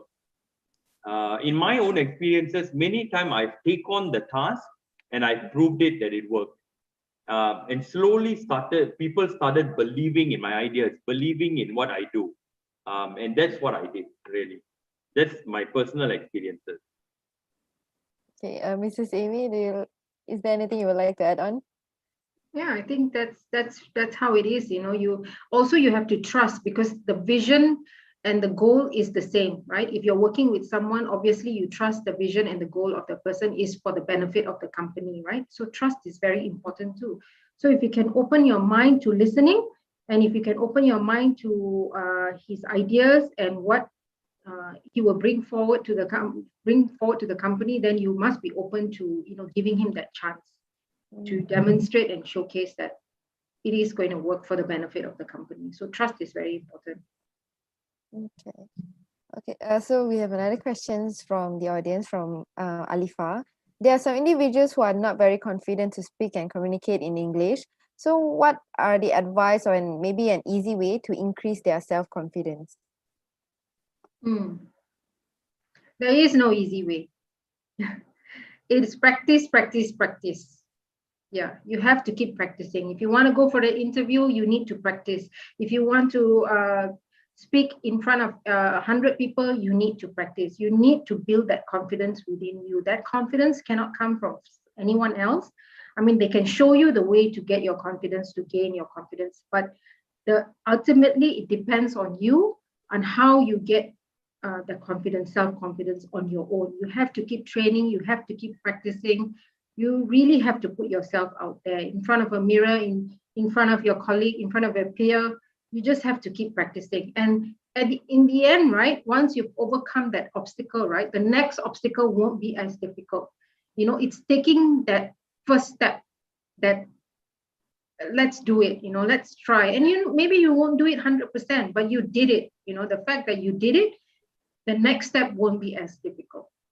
So there is no easy way. But, you know, there are many resources online that you can go. There are many platforms that offer free courses online. Just do it. You have to keep learning. Yeah, that is right. I mean, there's no easy way. Yeah. I just wanted to share one example that I had in my work area. Now, I mean, generally I speak English, right? But there were times when I had to travel to Indonesia, right? I was traveling to Indonesia almost every month for 2 years, right? Yeah, people there speak English, but if I go down to the roots, people will speak in Bahasa Indonesia, right? And I know Bahasa Malaysia, but the lingo is quite different. You know, so over time, I told myself, if I want to do business here, and if I want to talk to people effectively, and I want to connect with them and network effectively, I've got to learn their lingo, right? And I started learning Bahasa Indonesia, right? I started listening to people. I bought a book and I started listening and learning and speaking Bahasa Indonesia. The more I did it, the more I was more comfortable, and people were more comfortable with me as well. You know, and they started, you know, being more comfortable talking to me and opening up. So I think, yeah, there's no easy way out. Put that effort into it. Watch news, read English literatures, English papers, English books, speak to people in English. Don't be shy, even if you say the wrong words. Just say it, you know, practice makes perfect. I think above that, Atika had a question as well. What is your advice to the introverted person to deal with the people in workplace? Yeah, from Maybe Atika. you want to take that? So I don't, first and foremost, I want to highlight that being an introvert is not a negative, right? A lot of times people will say, oh, she's an introvert. And, you know, they sideline that person because they think, oh, and introverts are negatives and an extroverts are a lot better. But being an introvert is not a negative. So make that very clear to yourself. Doesn't mean you're an introvert, you can't do a lot of things. There are a lot of things that introverts can do better than extroverts. And there are a lot of jobs that call for introverts, right? But in a situation where you have to be an extrovert, like you have to do business development, where you have to do networking and things like that, you have to push yourself from being an introvert to an extrovert. But that's only a skill that you need during particular time, right? You can always go back to being an introvert. So my advice to the person who is not very, what was the question? What is your advice to the introverted person to deal with the people in the workplace? Don't stop being an introvert, you know? When you are at work, when you have to be an extrovert, like you have to go up to your boss and talk to your boss, have that discussion. It's just like talking to another person. It may be difficult, but again, practice makes perfect. You know, if you, the worst thing you can do for yourself is to quit a job or to give up on something even before communicating it with that person. A lot of times employers can empathize, you know, they have a lot of empathy for their graduates, their fresh graduates and all. They're willing to listen, you know, but if you don't communicate that to your supervisor or superior, they don't even know. They are busy doing their own work, and you don't go up to them and tell them what you're facing, the challenges and things like that. They don't know. You have to be proactive to go up to that person and say, this is what I'm going through. I need your help with this. So an introvert can always be an introvert. No one is asking you to be an extrovert. You can always go home and be an introvert. But when it comes to being, it is necessary to be an extrovert, you need to practice and you need to take, necessary steps to get there. I don't know what's the advice that I should give into how to be an extrovert. I think it's just practice, just pushing yourself to do it. You just have to do it. Yeah, and I think it leads to Audrey's question, as in, what other skills can I learn to improve my marketability? I mean, yeah, like what Amy said, I mean, there's no right and wrong. I mean, being an introvert is not wrong because you have other skills. So the other skills that you can really build is skills in, apart from communication. Communication means you don't need to, it's not only for extroverts, right? To communicate effectively. Remember, I said you got to communicate effectively orally and in terms of your writing, right? You can be a market researcher and you can do an excellent job in doing that by communicating your ideas and thoughts through your research, through your writing, and you don't have to be out there so much. So you can build all the skills that we spoke about over the last 1 hour or so. You have to build that as well. Right? Doesn't mean you're an extrovert, you build that skills. You're an introvert, you don't build that skills. You got to build all that skills. And you, like what Amy said, you use those skills accordingly. Because in an organization, you will wear different hats, right? You'll wear different hats. When you meet the CEO, you are at a different hat. You are speaking at a different level. When you meet your peers, you're a different level. When you meet an external party, you're a different level. So you wear different hats. So whether you're an extrovert or introvert, build that skills as you go along, right? But yeah, you don't have to force yourself to be an extrovert. Just be an introvert. Build your skills along the way. Yeah. Okay. And then we have next question from Huwaina. If the student have a scholarship, do you consider them as a good potential employee? Yeah. I don't know the basis of this question. What's the? I think whether if they are scholarship student, does it give them an edge in becoming an employee? Because I think what she's trying to ask is that, like, people have scholarship, like they will go through a lot of like screening, and then their qualification, they have to meet certain requirements. So if they are, if they are the students who receive scholarship, like, will they give them like the advantage, or maybe do you like consider them as a good potential employee? I think I would review a CV not in isolation like that. I mean, it doesn't mean that if I look at a CV and then the person has received a scholarship, it will be outstanding. I don't think I will look at it in isolation. I would look at it in totality. Again, it goes back to all the other things that are necessary, not just one particular thing in isolation. Now that I understand why the person is asking,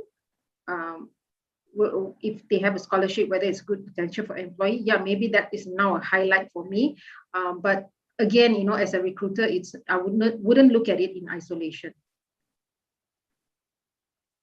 Okay. So there's another question here. Is that as an recruiter, is there any big? Is there any like big no, like for you? I mean, like, I don't quite understand the question, but I think what she's trying to ask is like, is there anything that as a recruiter you will totally reject? Maybe the behavior or any. What she was trying to say is like a big no. Okay, as a recruiter, the first point of contact with a candidate is the CV. So if your CV is horrible, I won't even look at it. Like, I look at a CV, 2 seconds, if I see a spelling mistake, if I see that it's badly, the layout is bad, the template is bad, I won't even look at it, seriously. And a lot of employers now have a thing called ATS, which is the applicant tracking system. So if your keywords are not there within the tracking system, it gets rejected automatically. So if you don't know, that's why I emphasize so much on research. If you don't know how to research on a job description, if you don't customize your CV according to what the job description is asking for, you definitely won't get shortlisted. Whether it's done with automation using ATS or whether it's done manually. It's the presentation of your CV, it's the words that you use. They can tell whether you've put in effort or not, whether you've used different fonts, whether you have a lot of white spaces, whether you've clearly identified what you're looking for. These are all the things that they are looking for, right? The next step when you get to the interview stage, obviously your CV is good already because you've gone to the next step, which is interview stage, is coming there and being a fake. Your CV is not does not reflect the person you are. They ask you about a skill, but you cannot talk about your skill. They ask you something about Mandarin language, and you say you are fluent in it, but you cannot speak Mandarin. Things like that. So that's why I said, goes back to what I said, be authentic, right? Don't be a fake. Don't lie. These are things that employers do not appreciate. You have to be very, very genuine about your application. And there are ways that we can check whether you really graduated, because at the later stage, we do a reference check. And if you've lied somewhere along the way, we will know. And the industry is very small. We are going to be talking about it. There's an easy way for us to blacklist you, and it's going to be very difficult for you to get a job. So don't start off with a bad foot. Mr. Nurul? Is there I agree. And also, you don't, if you have a LinkedIn page, right? Simple things like don't put a funny picture as your LinkedIn picture, right? Like you are with, half clothed or you're dancing or something, that's a big no-no, right? Immediately employers will say no. But yeah, simple things like, you got to write well, you got to check your spelling, you got to know what the key words are, focus, those sort of things. Be honest, don't put things that is not real, and yeah, when you're in the interview, be real as you can and be who you are, and I think that would build you. And that leads me to just a short story that I wanted to tell you. There was a point when I was interviewing someone for a dean of architecture, right? A dean of architecture.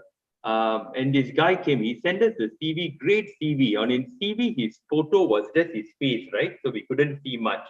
His face. So he came for the interview, me and my boss, who is very traditional.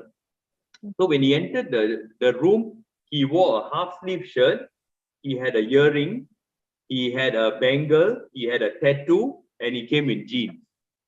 Right? And this is a guy who is experienced who came in. Immediately, my boss, who is very traditional, says, we are not hiring him. Then I said, hold on, let's hear him out. Let's see what he has to say. He sat down and he said everything that is right. He had the right experience, he spoke well, he communicated well, he listened, he answered every single question.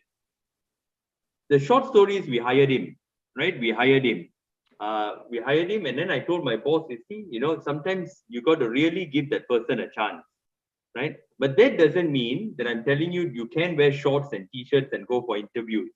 That's not the case, but I'm just saying that sometimes how you handle yourself in an interview and what you say is so important rather than just, dressing up and putting your blazers and coat. Some people come dressed up and dolled up, but they can't speak a word, so be very careful what you do. I think the other thing that Gerald mentioned also, which is very important, is please, when you are starting to look for a job already, clean up your social media presence, right? Whatever you have online, because recruiters are actually employers are actually looking at multiple social media platforms, right? From LinkedIn, they're jumping to Facebook. From Facebook, they're jumping to other platforms. They're talking to your connections and things like that before they actually call you in for interview or even at the offer stage. So make sure you clean up. Don't have emails like sexy baby, or your old teenage sort of email addresses that you have. Start demonstrating a professional persona already, because you are in an accounting student, especially if you want to get into a professional sort of, if you want to be like a singer or whatever, it's excusable. But when you want to get into a professional setting, portray a professional setting. So clean up, yeah. Make sure you clean up all your social media platforms. Taxi baby, we do somewhere. Okay, we have another question on the floor from the floor. So how do you handle members with various attitude and ways of working? Some may be learned by hearing and some by seeing. So how do you support each and everyone in your team? Different learning styles. Yeah, different learning style. I think again, it comes back to adaptability and flexibility as a leader, right? For a leader, I think we got to be able to adapt. We got to be able to, in both ways, like works both ways. But as a leader, we need to take that first step. You know, we need to understand the person thoroughly. So, I mean, when you're a leader, you have team members, and every one of them are very different, right? Like I mentioned, every one of us are made differently. We think differently. We have different wants, different needs, different things. But if you begin to understand each and every team member thoroughly, you will be able to know what they like, what they don't like, what makes them work, what doesn't make them work. Right? I think as a leader, we got to understand that. You know, sometimes there are some people that don't like to be in a team and presenting and all that, you know. So with that person, we do a one-on-one. We do a one-on-one on a weekly basis to say, okay, update me what's happening, you know, or if you're comfortable, you can do that. Or some people don't like a formal setting, you know, of meetings. We can take them out to a coffee center. So I think it's very important to understand each and every team member before you actually just go to them and tell them to do work. You know, understanding their mindset, understanding their physique, understanding everything. And then I think it works better.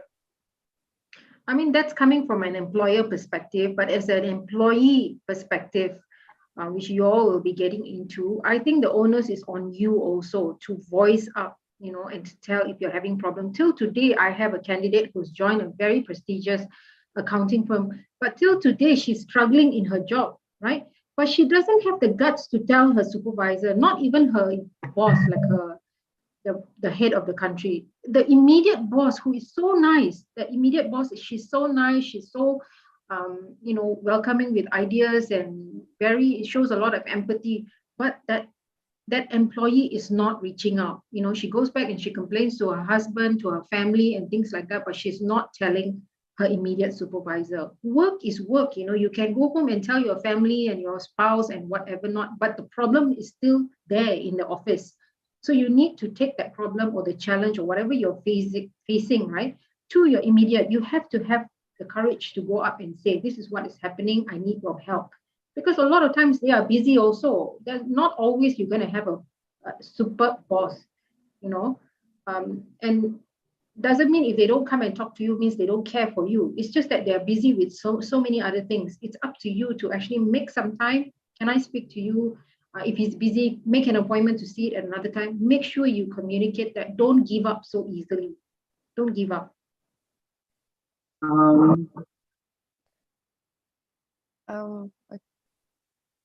I think we have Saha. Saha, are you here? Yes, I'm here. All right. Thank you, Amanda. Okay. Good evening to the panels. So you can address me as Saha. Okay. I just want to add from this discussion, I want to know about the firm. Okay. Since this pandemic, we have to know that so many employees that have been stopped from the work, have been terminated from the firms. So do you guys experience any of these from your own firm, or how you overcome this employee that you have been, if you have terminated the workers from your firm? Okay. No, we have not. No. Thankfully, we have not terminated anyone. And the culture behind our company is that we hire a lot of working mothers. We hire a lot of people who work from home. So that's the culture of our company. We hire a lot of students or graduates who do all the research work for us. Mothers who can't come out to work because they're caring for their children, so they are at work. So our cost is very low. So we didn't have to fire anyone or retrench or lay off anybody. That's the culture of the company. Of course, you know, in other companies, there are a lot of people who were affected. You know, those who are junior, especially, were affected. Those who are last in, first out, they were asked to leave, right? The last one to join was the first one to leave. So what to do, that's the situation. But things are getting much, much better this year. As a recruiter, from a recruiter point of view, this year is getting much, much better. People are more confident to start recruiting those people who they have laid off. They are slowly opening up their budgets to start recruiting again. So I don't think it will always be negative, or this will go on for a long time. Things will slowly eventually pick up. So keep it positive. Yeah, keep it positive. Gerald, you have? Yeah, I mean, good question. I like your shirt. You look like a superhero. Thank you, sir. Yeah, I mean, this was very much unexpected event, the pandemic, right? Nobody expected it. So, but things like this won't last for very long. It'll come back to normal, right? So, I personally, I have friends who have been laid off from their work. I have a friend who's a pilot with AirAsia who was laid off of his work, but it's something that he took positively, and he had to make adjustments to himself, right? He had to reskill himself. He had to do other things, and he had to sell his BMW, right? He had to kind of manage his finances and manage his things. So I think when it comes to times like this, because it's unplanned and it's something that is very temporary, we have to make the best decisions at that point of time. And also, it's also a lesson for every one of us that we need to develop skills, we need to develop agility, we need to develop a positive mindset and a strong mindset, right? Because I mean, in the papers, there have been people who have lost their jobs, started up a stall and doing very well, started up nasi lemak stall and so on and so forth. People never gave up, right? And if you have that, the attitude that is to not give up and not give in, I think you will be able to sustain. I mean, it's very difficult, yes. I mean, people have lost their job, meaning there's no salary coming in. How do they pay for their things? It is very difficult. But stay positive, keep a positive mind and never give up. And you will be able to do this, right? And it's temporary. Yeah, right. Of course, this is this pandemic, as we said, it's concern for the fresh graduates like us want to get intern. We also consider back, is that the firm will take us for recruit in their company or not? Because of this pandemic, some of the employees from their own firm have been fired, so it's scared for us to join in their company. So will that get placed in that company or not? Yeah, but don't keep that behind your mind as a negative aspect. Because as a fresh graduate, I mean, the earlier question, can fresh graduates have opportunities now with the pandemic, right? Yes, it is tough. It is tough. But like what I said, you got to set yourself apart. You got to keep trying. People apply for jobs, 100 CVs going out, 100 jobs until they get one, right? Never give up. Because it is difficult. You got to keep trying, speak to people like Amy, who is a recruiter, who says, okay, where are you going wrong? Maybe your CV is wrong. Maybe your pitch is wrong. Something is wrong. You got to tweak it and keep going, right? Because what you are doing, thousands of people are also doing. You are putting a job application to PwC, thousands are doing the same thing. So how do you differentiate yourself? How do you stand out for the recruiter in PwC to say, what, this way is different.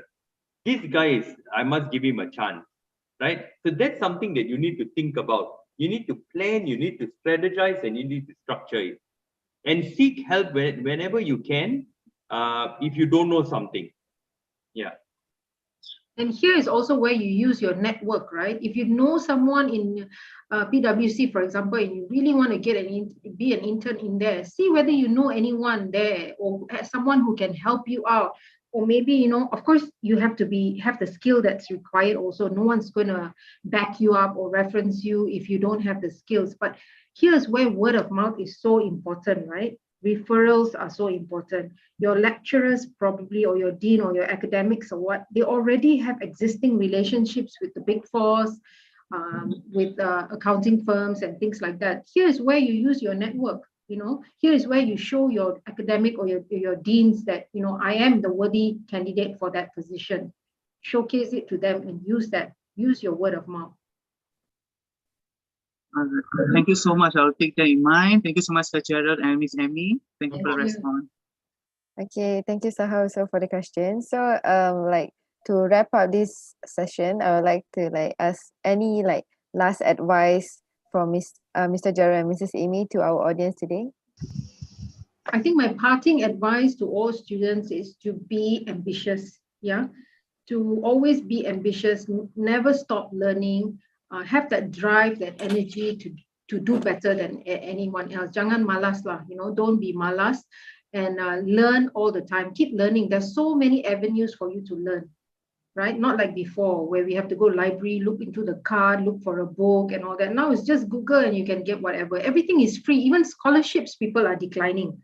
Can you imagine? Those days you get a scholarship for 1,000 or so, you say, wow, happy, But nowadays people are rejecting scholarship because it's a plenty, The opportunities are plenty for you that you all are. It's either you want to do it or you don't want to do it. You want to take it up or you don't want to take it up. So I would definitely, my parting words is be ambitious. Be very, very ambitious. That's how you're going to stand out in the crowd like a sore thumb. And I think you got to be also practical. You got to also be, your expectation must be right. I mean, many a times we see fresh graduates now coming out and saying, I've got to get a $5,000 salary as a starting salary, otherwise I'm not working, right? So those sort of things, you got to set your expectation right? If you get a good job and they're paying you 3,000 ringgit, that's really good already. The first thing that you need to go out there is to go out there and prove it to your employers that you are worth every single penny that they are paying you, right? And you are portraying every different thing, and you're giving them results. You cannot ask before you prove yourself, right? So remember that. Don't ask before you prove yourself. And I just want to share. Can I share one slide? Yes, please. I'm just going to share one slide here that I wanted to share with all of you. Just let me get it. Okay, while you get it, I also want to share with you on salary benchmarking also, right? So there's a lot of things to think about when you ask for salary, right? Number one, when you ask for salary, you need to justify it. If you ask for $3,000, you need to justify why you're asking for 3,000, whether you saw it as that's the salary benchmark, or that's what my friend is getting, or something like that. If you're open to discussion, that. Number two is there are various other opportunities aside from salary. Money is important, yes, but salary plus every other benefits, you have to look at all the other benefits that the company is offering you, whether you can travel internationally, whether you can work in a regional office, whether they're giving you excellent medical benefits, whether they are giving you opportunities to do a lot of other things, interdepartmental things, all that things you need to take into account, not just salary. So open up your mind to not just money, but all the other opportunities that come together with that particular job that you're applying for. Sorry, Gerald. No problem. And so this is my parting thing. I think everyone, I mean, including myself and everyone, you got to have a growth mindset, right? A growth mindset. When you have a growth mindset, your way of thinking and your way of doing things will be different. So if we look at this, the fixed mindset to a growth mindset. Now, a lot of people have a fixed mindset, avoid challenges and making mistakes. You cannot, you got to see challenges and mistakes as an opportunity to grow, right? And it's okay to make mistakes. It's okay to make mistakes as long as you learn from it and you grow, right? So the second thing, when frustrated, gives up easily. You can't. You got to persist when facing a setback. So again, it comes back to passion. Again, it comes back to belief. And again, it comes back to what you want to achieve. You don't give up easily. Just because someone said something to you, you don't give up. You say, I don't want to do this anymore. Because one time I failed, two times I failed. But people have failed hundreds of times and achieved certain things, right? Michael Jordan, if you know, he failed many times to become what he is today, right? And many businessmen out there. Most business people have failed 100 times before they succeeded, right? So never give up easily. Have a growth mindset. When others succeed, I feel threatened. Your growth mindset is when others succeed, I feel inspired. Right? You must be inspired. You mustn't be threatened. You mustn't be jealous. You mustn't be, oh, my friend, see, got that scholarship going for this. You cannot. You must be inspired and you must grow yourself. And lastly, takes feedback personally, gets offended and defensive. This is a fixed mindset. The growth mindset is you welcome useful feedback and look for area to improve and grow. Now, if you follow these 4 areas, very simple areas to tweak your thinking and tweak your mind from a fixed mindset to a growth mindset, it will take you a long way. It will take you a long way. So see challenges and mistakes as an opportunity. Never give up. Keep pushing, pushing, pushing until you achieve. You must believe and you must have that mindset. When others succeed, be inspired to grow. Be inspired to do better than that person. Be inspired to do as well or better. You know, take feedbacks, take challenges, take criticism, and improve and grow. Yeah, that's what I wanted to share. Okay. Thank you, Mr. Jero and Mrs. Amy. So, ladies and gentlemen, we have finally come to the end of this session. And I would like to say thank you again to Mr. Jero and Mrs. Amy for joining us today. And I believe everyone enjoyed throughout this session. So, before we end this slot, I'll hand this back to our MC for today. Thank you, Amanda, Thank for the you, good Amanda. job. Thank you. Thank you, Amanda Chong and our dear panels. Before we end this slot, we would like to request our panels to join our photography session. To all of you, you may turn on the camera. Let me put my hair properly. All right, everyone, you may turn on your camera. I'm gonna take the picture twice. So everyone's ready? All right. 1, 2, 3, smile. All right, once again. 1, 2, 3, smile. And we are done. Thank you. Thank you. Thank you, All right, everyone. thank you, everyone, for being here. Please feel free to connect with us, with Amy and myself on LinkedIn or on whatever. You know, connect with us, seek help, and we'll be happy to help you. All right. Thank you very much. Bye-bye. All the best to all of you. Thank you everyone for joining us this evening. And to all students, I hope we have gained as much input as possible and been inspired. The session is finished, of course, but it doesn't really stop here, and it will soon be time to be thinking about organizing the next one. I know I've enjoyed today enormously, and I hope you all have too. To the panels, the token appreciation will be sent to your company. We look forward to seeing you at the next year's event. Ladies and gentlemen, as they say north of the border, safe home and stay safe, and see you next year. For Mr. Gerald and Mrs. Amy, again, we are very, very thankful for your inspiring talk. You may leave this session. Thank you. Thank you. Bye-bye. Bye-bye.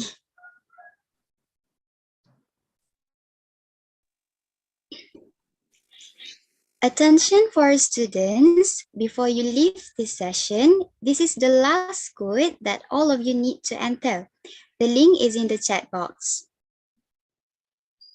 For tomorrow's event, there is a talk session with Mr. Hasib from the Malaysian Institute of Certified Public Accountants, MICPA. It will be starting at 10 a.m. So don't miss out and remember to tune in to our session. Thank you and see you again. Thank you, Sakina.